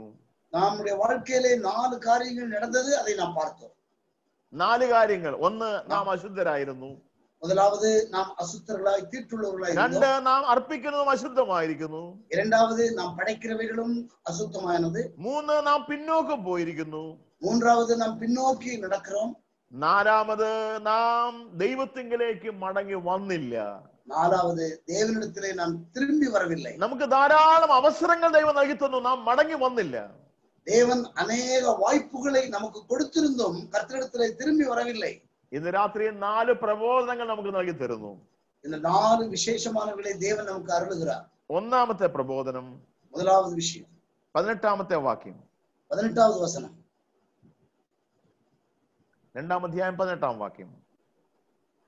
இப்பொழுதும் இதற்கு முந்தின காலத்தில் நடந்ததை ഇപ്പോഴോ ഇന്നു മുതൽ നിങ്ങൾ ഇന്ന് തൊട്ട് ടുഡേ ഓൺവേർഡ്, ഇന്നു മുതൽ നിങ്ങൾ മുമ്പോട്ട് ദൃഷ്ടി വെക്കണം. இதற்கு முந்தின காரியங்களை நீங்கள் பாருங்கள். നിങ്ങൾ ഇന്ന് തൊട്ട് മുന്നോട്ട് നോക്കണം. ഇன்று മുതൽ നിങ്ങൾ മുന്നോക്കി பார்க்க வேண்டும். പ്രിയപ്പെട്ടവരെ, ഇന്ന് രാത്രിയിൽ ദൈവത്തിന്റെ ആത്മാവ് ഈ പ്രവചന പുസ്തകത്തിൽ കൂടെ നമ്മെ ഓർമ്മിപ്പിക്കുന്ന ഏറ്റവും പ്രധാനപ്പെട്ടതായ കാര്യം, ഇന്നു മുതൽ നിങ്ങൾ മുന്നോട്ട് നോക്കണം. நம்முடைய பரிசுத்த ஆவியானவர் நம்ம ஒவ்வொருவருக்கும் சொல்லக்கூடிய தேவனுடைய முக்கியமான வார்த்தை, இன்று முதல் நீங்கள் முன்னோக்கி பார்க்க வேண்டும். നിങ്ങൾ മുന്നോട്ട് നോക്കുക. നിങ്ങൾ മുന്നോക്കി പാരുங்கள். ഇനി നിങ്ങൾ പുറകോട്ട് പോകരുത്. ഇനിമേൽ നിങ്ങൾ പിന്നോക്കി പോകக்கூடாது. നമുക്ക് ലഭിക്കാവുന്ന ഏറ്റവും ശക്തമായ പ്രബോധനം അതാണ്. നിങ്ങൾ മുന്നോട്ട് നോക്കണം. ഇനി നിങ്ങൾ പുറകോട്ട് പോകാൻ പാടില്ല. നമുക്ക് ദേവൻ വെളിപ്പെടുത്തുகிற വിശേഷமான ഒരു കാര്യം, നിങ്ങൾ മുന്നോക്കി ചെല്ല வேண்டும், പിന്നോക്കി ചെല്ലக்கூடாது. നിങ്ങൾ ഒരിക്കലും പുറകോട്ട് പോകരുത്. ഒരു കാലവും പിന്നോക്കി മുന്നോട്ട് ദൃഷ്ടി വെക്കണം. നിങ്ങൾ മുന്നോക്കി പാരുங்கள், ചിന്തിച്ചു പാരുங்கள். ഞാൻ വിശദീകരിക്കുന്നില്ല. 2ാമത്തെ കാര്യം, இரண்டாவது விஷயத்தை நான் சொல்லுகிறேன். നിങ്ങളുടെ അനുഗ്രഹങ്ങൾ നിങ്ങളുടെ കളപ്പുരയിൽ സൂക്ഷിച്ചു വച്ചിരിക്കുന്നു. உங்களுடைய நல்ல காரியங்களை களஞ்சியத்திலே பத்திரப்படுத்தி வைத்திருக்கிறீர்கள். നിങ്ങളുടെ അനുഗ്രഹങ്ങൾ കളപ്പുരയിൽ സൂക്ഷിക്കപ്പെട്ടിരിക്കുന്നു. உங்களுடைய ஆசீர்வாதங்கள் எல்லாம் களஞ்சியங்களிலே வைக்கப்பட்டிருக்கிறது. 2ാം അധ്യായത്തിൽ നാം വായിക്കുന്നുണ്ട്.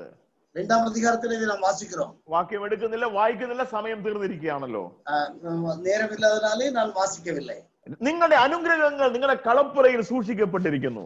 உங்களுடைய ஆசீர்வாதங்கள் எல்லாம் களஞ்சியத்திலே பத்திரப்படுத்தி வைக்கப்பட்டிருக்கிறது. 3ാമത്തെ കാര്യം, 3வது காரியம், ദേശം നിങ്ങൾക്ക് ധാരാളം വിളവ് തരുവാൻ ആഗ്രഹിക്കുന്നു.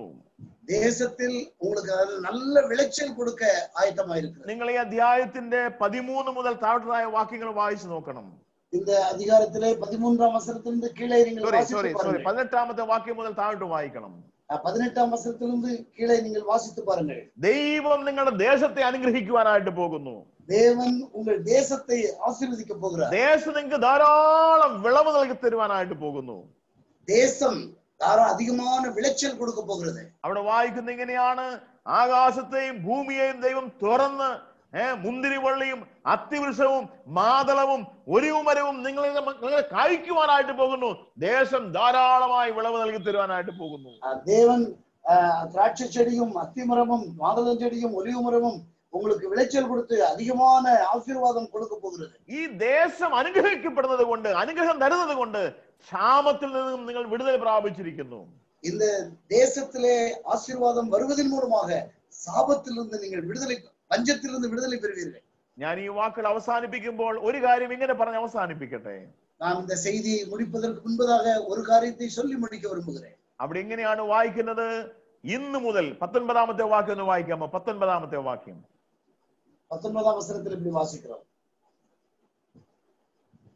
இன்று முதல் உங்களை ஆசீர்வதிப்பேன் என்று சொல்லுகிறார். ഇന്ന് മുതൽ ഞാൻ നിങ്ങളെ അനുഗ്രഹിക്കും. இன்று முதல் நான் உங்களை ஆசீர்வதிப்பேன். നിങ്ങൾ ദൈവത്തിങ്കലേക്ക് മടങ്ങി വരുന്നെങ്കിൽ, நீங்கள் கர்த்தரிடத்தில் திரும்பி வந்தால், നിങ്ങൾ ദൈവത്തിങ്കലേക്ക് തിരിഞ്ഞു വരുന്നെങ്കിൽ, நீங்கள் தேவனின் பக்கமாக திரும்பி வந்தால், ഈ ദൈവവചനം പറയാണ് ഇന്നു മുതൽ ഞാൻ നിങ്ങളെ അനുഗ്രഹിക്കും. இந்த தேவ வசனம் சொல்லுகிறது இன்று முதல் நான் உங்களை ஆசீர்வதிப்பேன். ഇന്ന് രാത്രി ദൈവത്തിന്റെ ആത്മാവ് നമ്മോട് സംസാരിക്കട്ടെ. இந்த ராத்திரியிலே பரிசுத்த ஆவியானவர், தேவாவியானவர் நம்மோடு கூட பேசுகிறார். നമുക്ക് ദൈവത്തിങ്കലേക്ക് മടങ്ങി വരാം. நாம் தேவன் பக்கமாய் திரும்பி வருவோம். നാം വിശദമായ ഒരു കാര്യവും ചിന്തിച്ചില്ല, കാരണം ഒരുപാട് വലിയൊരു വിഷയമാണിത്. நாம் மிக விவரமாக இந்த காரியங்களை சிந்திக்கவில்லை, ஏனென்றால் மிக விஸ்தாரமான ஒரு பாடம். വളരെ കുറച്ച് സമയത്തിനുള്ളിലാണ് നാം ഈ കാര്യങ്ങൾ ചിന്തിച്ചത്. குறைந்த நேரத்திலே இந்த விஷயங்களை சிந்திக்க முடிந்தது. എത്രയോ അനുഗ്രഹീതമായ ചില സത്യങ്ങളാണ് ദൈവാത്മാവ് നമ്മോട് സംസാരിക്കുന്നത്. ஆசீர்வாதமான சத்தியங்கள் பரிசுத்த ஆவியானவர் நமக்கு விளக்கி கொடுக்கிறார். നാം ദൈവത്തിങ്കിലേക്ക് മടങ്ങി വരുന്നെങ്കിൽ, நாம் ஆண்டவரிடத்திலே திரும்பி வந்தால், ഇന്ന് മുതൽ നാം അനുഗ്രഹിക്കപ്പെട്ടവരായിട്ട് തീരും. இன்று முதல் நாம் ஆசீர்வதிக்கப்பட்டவர்களாக. ദൈവം നമ്മെ പറ്റി അത് ആഗ്രഹിക്കുന്നു. தேவன் நம்மை குறித்து அப்படி எதிர்பார்க்கிறார். നമ്മെ അനുഗ്രഹിക്കുവാൻ ദൈവം താല്പര്യപ്പെടുന്നു. நம்மை ஆசீர்வதிக்க தேவன் விரும்புகிறார். നമുക്കതിന് മനസ്സുണ്ടോ? നമുക്കതിന് സമ്മതമാണോ? നമുക്ക് താല്പര്യമുണ്ടോ? நமக்கு அப்படிப்பட்ட விருப்பம் இருக்கிறதா? நமக்கு உண்மையிலே அந்த ஆர்வம் இருக்கிறதா? നമുക്ക് ദൈവത്തിങ്കിലേക്ക് മടങ്ങിച്ചെല്ലാം. நாம் தேவனிடத்திலே திரும்பி செல்வோம். ദൈവം നമ്മെ അനുഗ്രഹിക്കുന്നവനാണ്. தேவன் நம்மை ஆசீர்வதிக்கிறவர். ദൈവത്തിന്റെ അനുഗ്രഹത്തിനായിട്ട് നമുക്ക് കാത്തിരിക്കാം. தேவனுடைய ஆசீர்வாதத்திற்காக நாம் காத்திருப்போம். നമുക്ക് മുന്നോട്ട് ദൃഷ്ടി വെക്കാം. நம்முடைய பார்வை முன்னோக்கி இருக்கட்டும். നാം മുന്നോട്ട് നോക്കി യാത്ര ചെയ്യാം. நாம் முன்னே நோக்கி நம்முடைய பயணத்தை தொடரலாம். ഇനി നമുക്ക് അധികം ദൂരം സഞ്ചരിക്കേണ്ടത് പ്രിയപ്പെട്ടവരെ. இனி நாம் பயணம் செய்வதற்கு அதிக தூரம் இல்லை. നാം എല്ലാവരും നമ്മുടെ ലക്ഷ്യസ്ഥാനത്തോട് വളരെ അടുത്തിരിക്കുകയാണ്. நாம் எல்லாரும் அந்த ஓட்டம் முடியும் இலக்கை அருகே வந்திருக்கிறோம். നമുക്ക് മുന്നോട്ട് തന്നെ യാത്ര ചെയ്യാം. நாம் முன்னோக்கி மட்டுமே பயணம் செய்வோம். നമുക്ക് തിടുക്കത്തോടെ യാത്ര ചെയ്യാം. நாம் மிக உற்சாகமாக யாத்திரை செய்வோம். നമ്മുടെ ഹൃദയത്തിൽ ആ വലിയ സന്തോഷം നമ്മെ ഭരിക്കട്ടെ.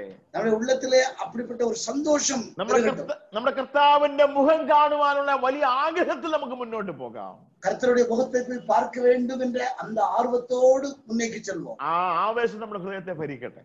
அந்த ஆர்வமும் ஆசையும் நமக்குள் பெருகட்டும். കർത്താവ് നമ്മെ സഹായിക്കുമാറാകട്ടെ. കർത്തർ നമുക്ക് ഉദവി ചെയ്യട്ടെ. ഇന്ന് വചനം കേട്ട് എല്ലാവരും ദൈവം അനുഗ്രഹിക്കട്ടെ എന്ന് ആത്മാർത്ഥമായി ഞാൻ പ്രാർത്ഥിക്കുന്നു.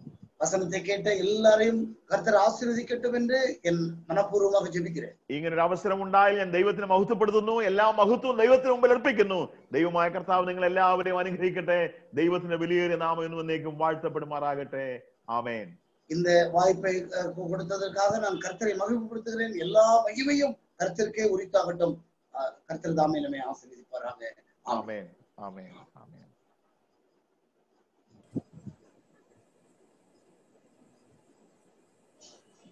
Praise be to God.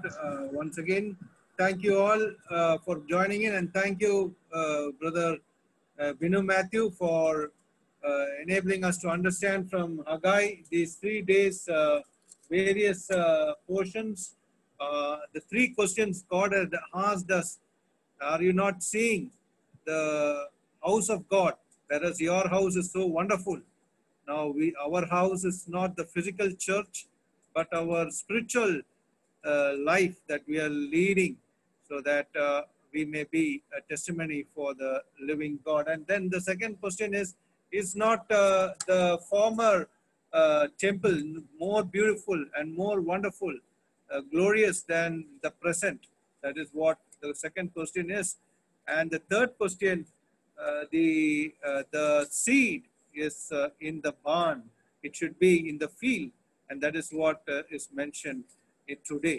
The third question, the seed that is we read is not the seed yet in the barn, when it is time for the seed to go in the field, still it is in the barn. There are no workers. We see that the prophet in Ezra, they not only prophesied, that they also worked with the people. Such was the word that came to us, that we are all supposed to work for God. Even the Lord Jesus Christ himself went to the field to work for the kingdom of God, and also to bring as many as them that was lost. Now, being the mistake that the Israelites had committed during this time is that they were unholy, and not really unholy. Because of their unholiness, they became, whatever they gave us also unholy, and they walked looking backward, and they walked looking backward, and finally they did not return to God. That was the kind of heart they had. And for the exhortation God is giving to them and to us, even this day, if we are a little bit back, then the Lord is telling, from now onwards to go look forward. And again, from this day, I will bless you. The Lord is giving us so many wonderful promises from the word of God, exhortations, wonderful way that the Lord is a strong one for us, and he is with us. He is with us. That is what he has mentioned in the word of God in Haggai.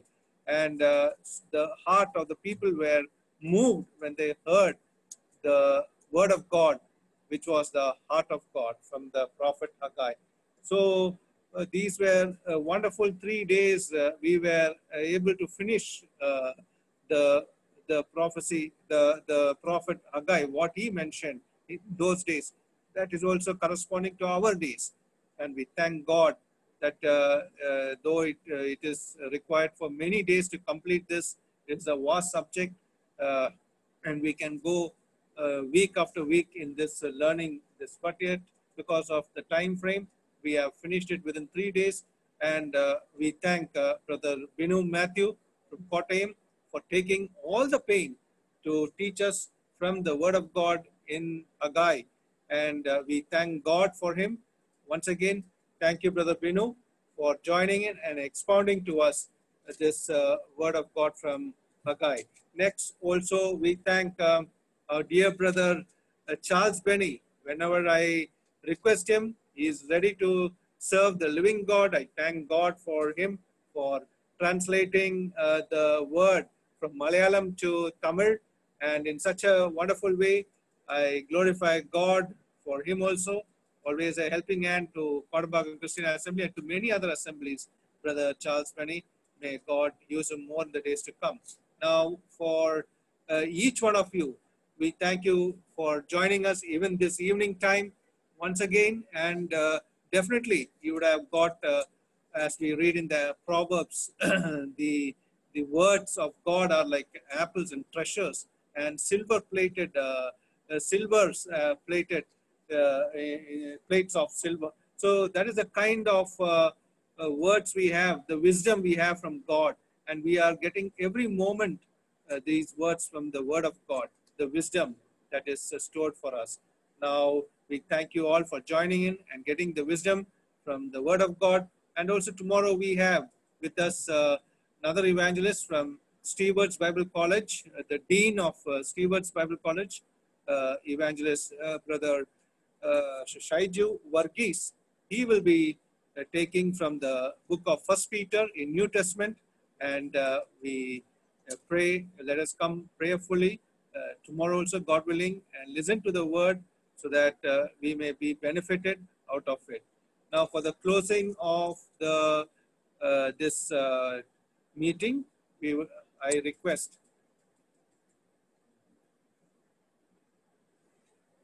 Brother Abraham Thomas from Coimbatore, the elder of Ebenezer Christian Assembly in Coimbatore.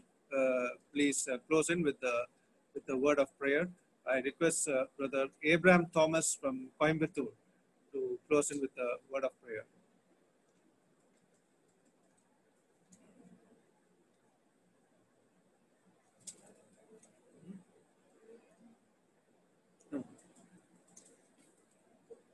No, no.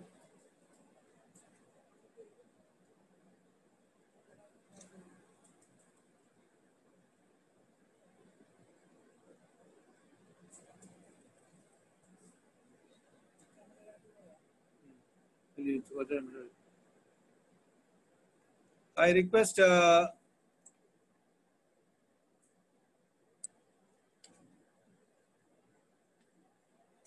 Brother Bhakyanathan to please close in with the word of prayer.